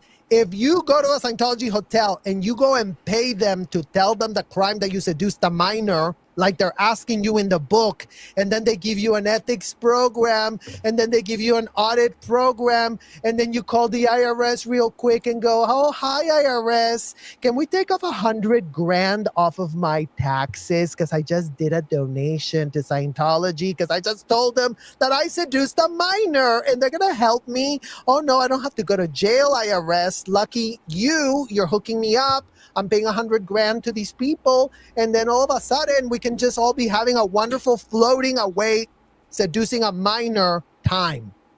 So That's the level of specificity that needs to be understood so that the advocacy can be getting to the point. Like, there is no more room to play dumb. There's no more room to be distracting by bringing extra things into this community that is going to harm the community, that is going to harm the survivors, and that is not going to allow for what needs to happen, all the work that needs to happen in order for the hotels to be shut down from their full unfettered access to the kids. It's not earth rocket science. It doesn't have to take a million years. All we need to accomplish is that no 21 and under are subjected to these depravities as the law calls for doing. That's it. Yeah, and the other thing that we had spoken about as well and showed a number of things. So again, just a reminder, please go back to the beginning if you want to look at any of these topics. But we showed Scientologist Lou Foseska, who is the guy who, or as best as we can identify from the images, that he is the person who was talking to Matt and Scott on L. Ron Hubbard Way, which just happened just recently, talking about how, giving his like Scientology ideas, which T and I covered together just recently, and you also came into the live with Liz and Laura as well.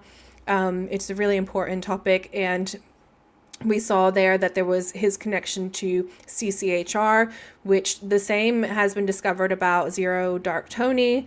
And it's the same link. So this CCHR link to the Office of Special Affairs, which is the Department of Scientology, is the link there. And this is how they are working. They're getting their operatives to come out of CCHR, and they're funded by CCHR as well. That's the other workaround that they're doing. Similarities between the two characters as well is that they both took courses at the Celebrity Center. So there's also same connection there. So yeah, please do watch from the beginning. We appreciate it very much. There was lots of information that we covered. Thank you, Laura, so much for being here with us, and also for covering that clip, because you recognized straight away how important that was. And yeah, I really appreciate that. And so that we can, keep getting this information out.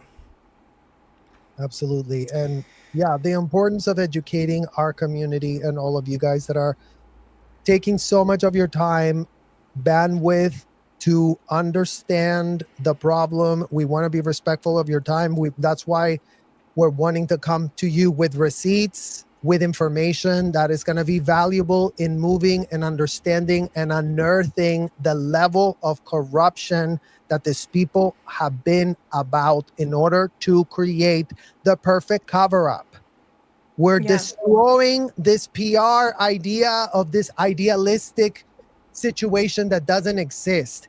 Kids that grow up with Scientology parents are in clear and present danger. As long as that parent is role-playing L. Ron Hubbard on that child, they are crossing boundaries that should never be crossed between adults and children. We cannot put it more simple than that.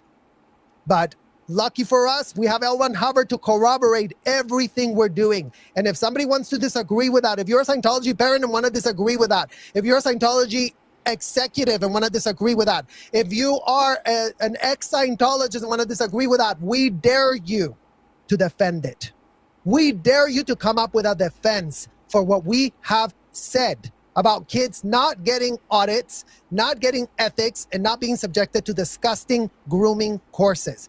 The three things Scientology is giving is completely unacceptable, prohibited as fuck, would never fly in any school, would never fly in any type of modernized people, because it's a full-blown depravity what's being literally co-signed, literally, adulated by parents that are too stupid at best to be putting their kids in harm's way. I mean, you would hope that our parents did all of this out of stupidity, Miriam. That would have been my hope. But it's hard to give them the benefit of stupidity, even, you guys, because they're so in on the deal. They know what an audit is. They knew what an ethics cycle was. They knew what a course was. If they know all of that and they're not incensed that kids are exposed to that, then that's what we're sounding the alarm, because we do need more adults that get it, that understand it. The fact that they're, there's a child bride factory going on in Scientology, something that no one knows. Apparently, only a problem of the, Mormons up there. I mean, if Scientology wants to really, say that they're a religion, you're a religion, what? Because you provide child brides? Is that what it takes to be a religion in America? Provide child brides willy-nilly, and then you're a religion? And then everything is great and everything is wonderful? Or is that what depraved, disgusting predators are going, full knowing that the law will be circumvented? How easy is it being made for these adults to violate the law? Because all of these hotels and commercial buildings are literally propped up havens where the law doesn't apply. That's where all of these adults get told, oh, no, don't worry about it. The LAPD will never come here. Don't worry about it. Oh, no, we got them on speed dial here. We can just harass them. We can just, fake SWAT people. We can just do whatever. There's never going to be consequences for us because we're Scientology and we're really going to save our world. I mean, that's where we are right now. That's the level of awareness that we have. So we've called out the whole scam. Scientology is the end run of religion. It's all bullshit.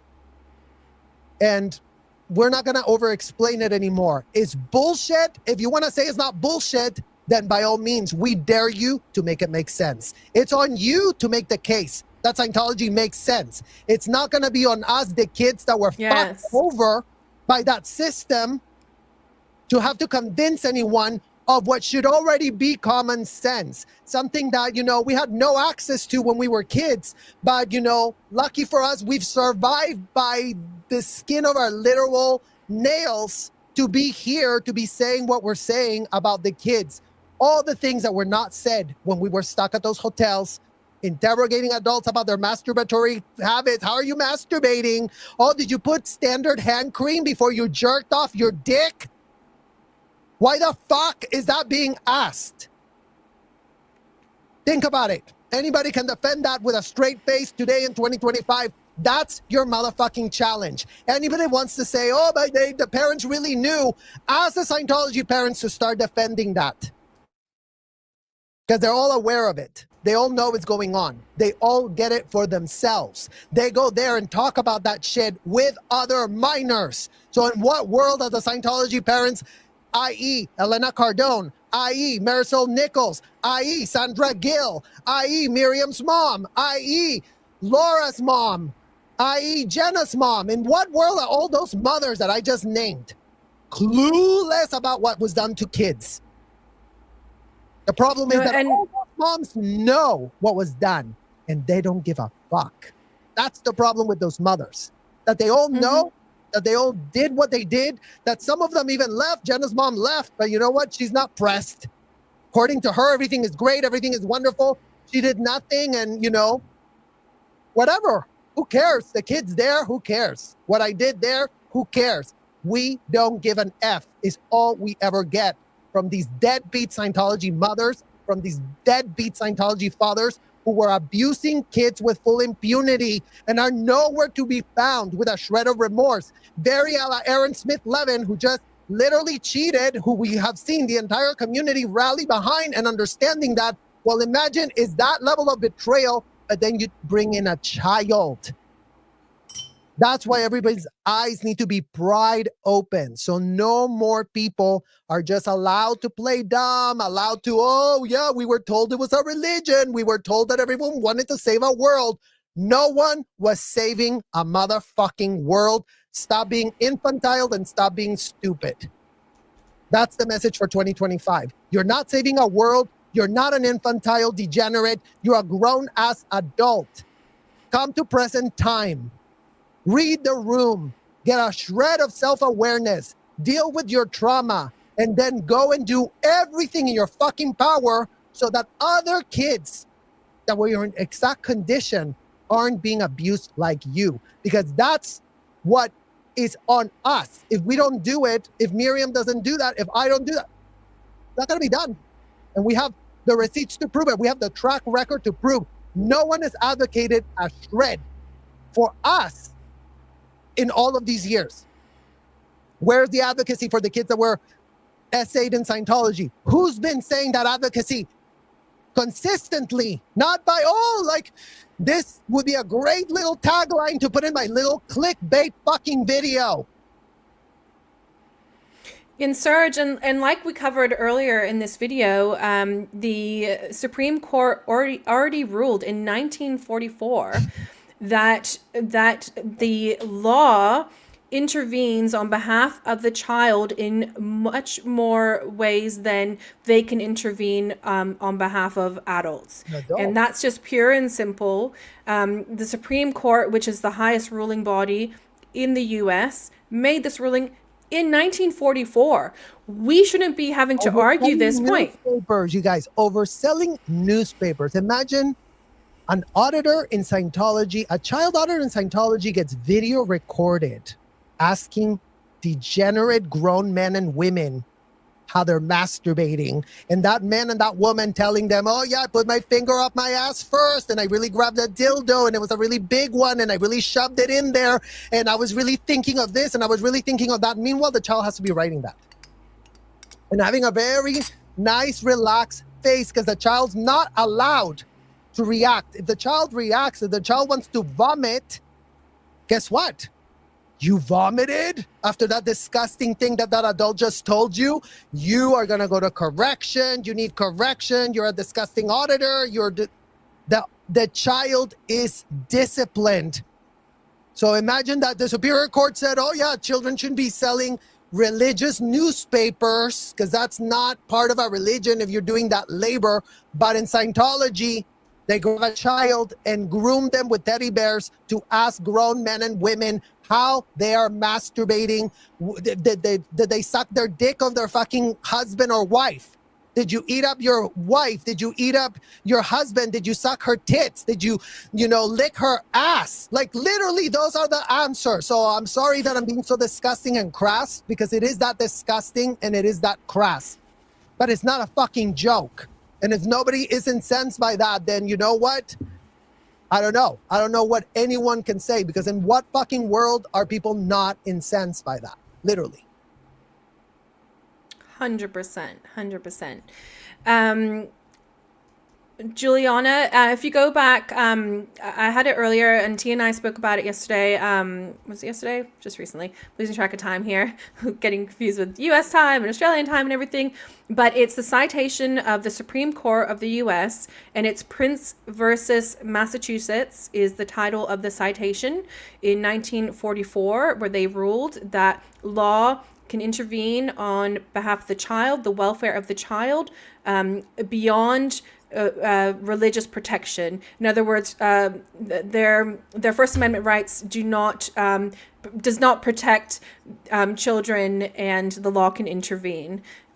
Supersedes it. Yeah. And another really great point that you brought up with the other law, Miriam, is that, and I think this is part of the thing that the law cited. An adult can be a martyr. An adult can put themselves in harm's way. An adult can go and role play L. Ron Hubbard all day and all night, and none of us are going to have to lift a finger for that adult. The day that adult wants to leave, they will make their necessary arrangements to get themselves out of there. But in the meantime, the kids never have had that chance, and there's so many of them implicated. I mean, MV Media catches them all the time coming out of the org. T catches them all the time coming out of the org. DOA catches them all the time coming out of the org. The child problem in Scientology is alive and well, thanks to YouTube, who is hosting this Riley Academy of Pianists, because that's how they're doing it now. For the kids, they're going with the skateboard and the piano. For the adults, they're going from Grant Cardone. 3 YouTube scams that funnel underage kids, the skateboarding company, and the piano, and this other one, Cardone. He also funnels kids because, all those Cardone sycophants bring their kids. And since the Cardones use Sabrina and the other child as poster puppets for their operation because they want to make it all like very family and the kids are so great and whatever. But you're seeing the damage of those girls being adulticized. Right now, they look fine. Right now, they look okay. They are being used and manipulated. That's how Miriam and I looked at that age. At 12, we were full-grown adults. You could talk to us about masturbating, and we would sit there and look at you like, yeah, we can confront you. We did the drill. They taught us there at the hotel to like just, sit there comfortably, natural, relaxed, and friendly is what they told you. You have to stay at all times. If your PC sexually assaults you in session, if they stand up and they start fondling you, touching you, you're supposed to put them back and say, we're going to continue. Something must have re-stimulated you. Think about that for a second. In what world can an underage child, like as was in my case, starting at age 12, left in a hotel room with a grown adult that could at any time pretend that they're having an episode, come touch me all over, and it's my job as the child to put the adult back in the chair, and it's my job as a child to make sure that the adult is back to feeling comfortable and not re-stimulated. Children are plagued with that level of responsibility over adults. Yeah, Pearls and Selfless have seen the massage tables in Austin, and there was a recent one also of another girl that did a video with the massage tables inside the rooms, you guys. I mean, they normalize this from day one. Assists are taught at the very bottom of the Scientology food chain. They're always touching your body. They're always grabbing you. They're always, we're really going to help you. Let me rub you all over your body. Let me feel your legs. Let me feel your hair. The touch assist is like this, like grabbing onto every aspect of your body, and you're just disgusted as a child why this is being done to you. And your parents, I mean, this was being done by my parents whenever I would get sick. And then just, they do it for an hour. If you don't say that you love it, guess what? They're like, oh, you haven't finished, so you want to do it more. So you have to stay an hour being told, touch my finger, feel my finger, whatever, like disgusting things that they're doing. And it's all through massage tables and these disgusting audits that they're doing. That is what Scientology is. Scientology is audits. And the audits are disgusting and indefensible in the subject of the kids. 21 and up, no comment. You want to do it? Do it. You want to martyr yourself? It's legal. Do it. In America, you can do that. Whatever. Yeah, absolutely. Listen, this has been an incredible conversation. I'm so glad that we're kicking off this new year with, this focus, this, becoming more informed about the things that, we should have already have had advocated for us. That these things have been in place for forever. They were in place before even the Sea Org was formed, that we were funneled into, that we were born into, that we were abused in, that we were subjected to child labor for many years, oppressive child labor at that as well. And, the more we learn, and it's, the thing is, Serge, is like as soon as you look at it, as soon as you start looking, you're finding out things. So there's no excuse for people who are purported to be, journalists and investigative journalists and investigators and people representing the FBI or Department of Justice. Like, I'm only just like, it's like as soon as you start looking at things, you're seeing it. So it's like, I'm only just starting to learn more about like the law and especially federal law and but it's like all I had to do is just Google and then just like follow a few links. Like it was easy to find. So people, there's no excuse for people to very good at pulling the string, Miriam, right? And they did teach us that at the hotel, you guys. Thank God they did teach us that since we were kids. How to investigate. This doesn't make sense. Pull the string. Find out why it doesn't make sense. Oh, but the FBI, we really did tell everything to everybody. So why did nothing happen? Pull the string. What do you find beneath it? Sherman tank. Oh, the FBI effed this investigation. Oh, the FBI was sharing information with Claire Headley's attorney that could sink the whole thing. Oh, Claire Headley's civil attorney apparently was too stupid to provide that to Scientology. Oh, so everything falls off. And now, how many decades has it been that we get told, oh no, the trafficking angle was already looked at by the FBI, but you know what? No, we can't do anything about that because it is very illegal. Whatever they're doing in that hotel. It's very religious. It's very religious. And religious stuff is okay. Come to find out, no the fuck it isn't when it comes to children. That there are restraints and restrictions. Yeah. That martyrdom that Mike Rinder participated in, the fact that he made himself David Miscavige's bitch as a full-grown man, that's on you, Mike Rinder, to deal with that fucking problem. Miss us with that bullshit. We're not going to carry your fucking water. We're not going to carry your fucking weight. Start carrying it yourself. I mean, karma already got the best of you at this point, and your legacy is tarnished AF. You leave with your kids still at the cult because you didn't give an F about actually rescuing them. Never mind that your kid is married to my underage literal cousin that was trafficked also from Mexico to now marry your kid in there. So, yeah, and Mike Rinder knows this. I told him. Ben, his son, is married to my underage cousin that was recruited also like at 14. I had like 3 cousins that were recruited from Mexico into the Sea Org. You know, and what about all of them? What about all those victims that are voiceless adults that we know are there being abused? There's so many kids that we still care for that are stuck in there that have no way of waking up because they have no advocate. They've had no one giving a fuck about them their whole entire life. Their parents didn't give a fuck, and the people at the hotel do not give a single fuck about them. So yes, this needs to be dismantled. Yes, they need to be taken out. That is the actual work that needs to be done. Not this bullshit fucking nonprofits that these motherfucking narcissists are propping up for themselves to fill their pockets and have a control opposition on the other side of the fucking rainbow. How fucking convenient do you think it's gonna be for you to go and do that for yourself? Just for your own self fucking benefit? Go fuck yourself. 100%.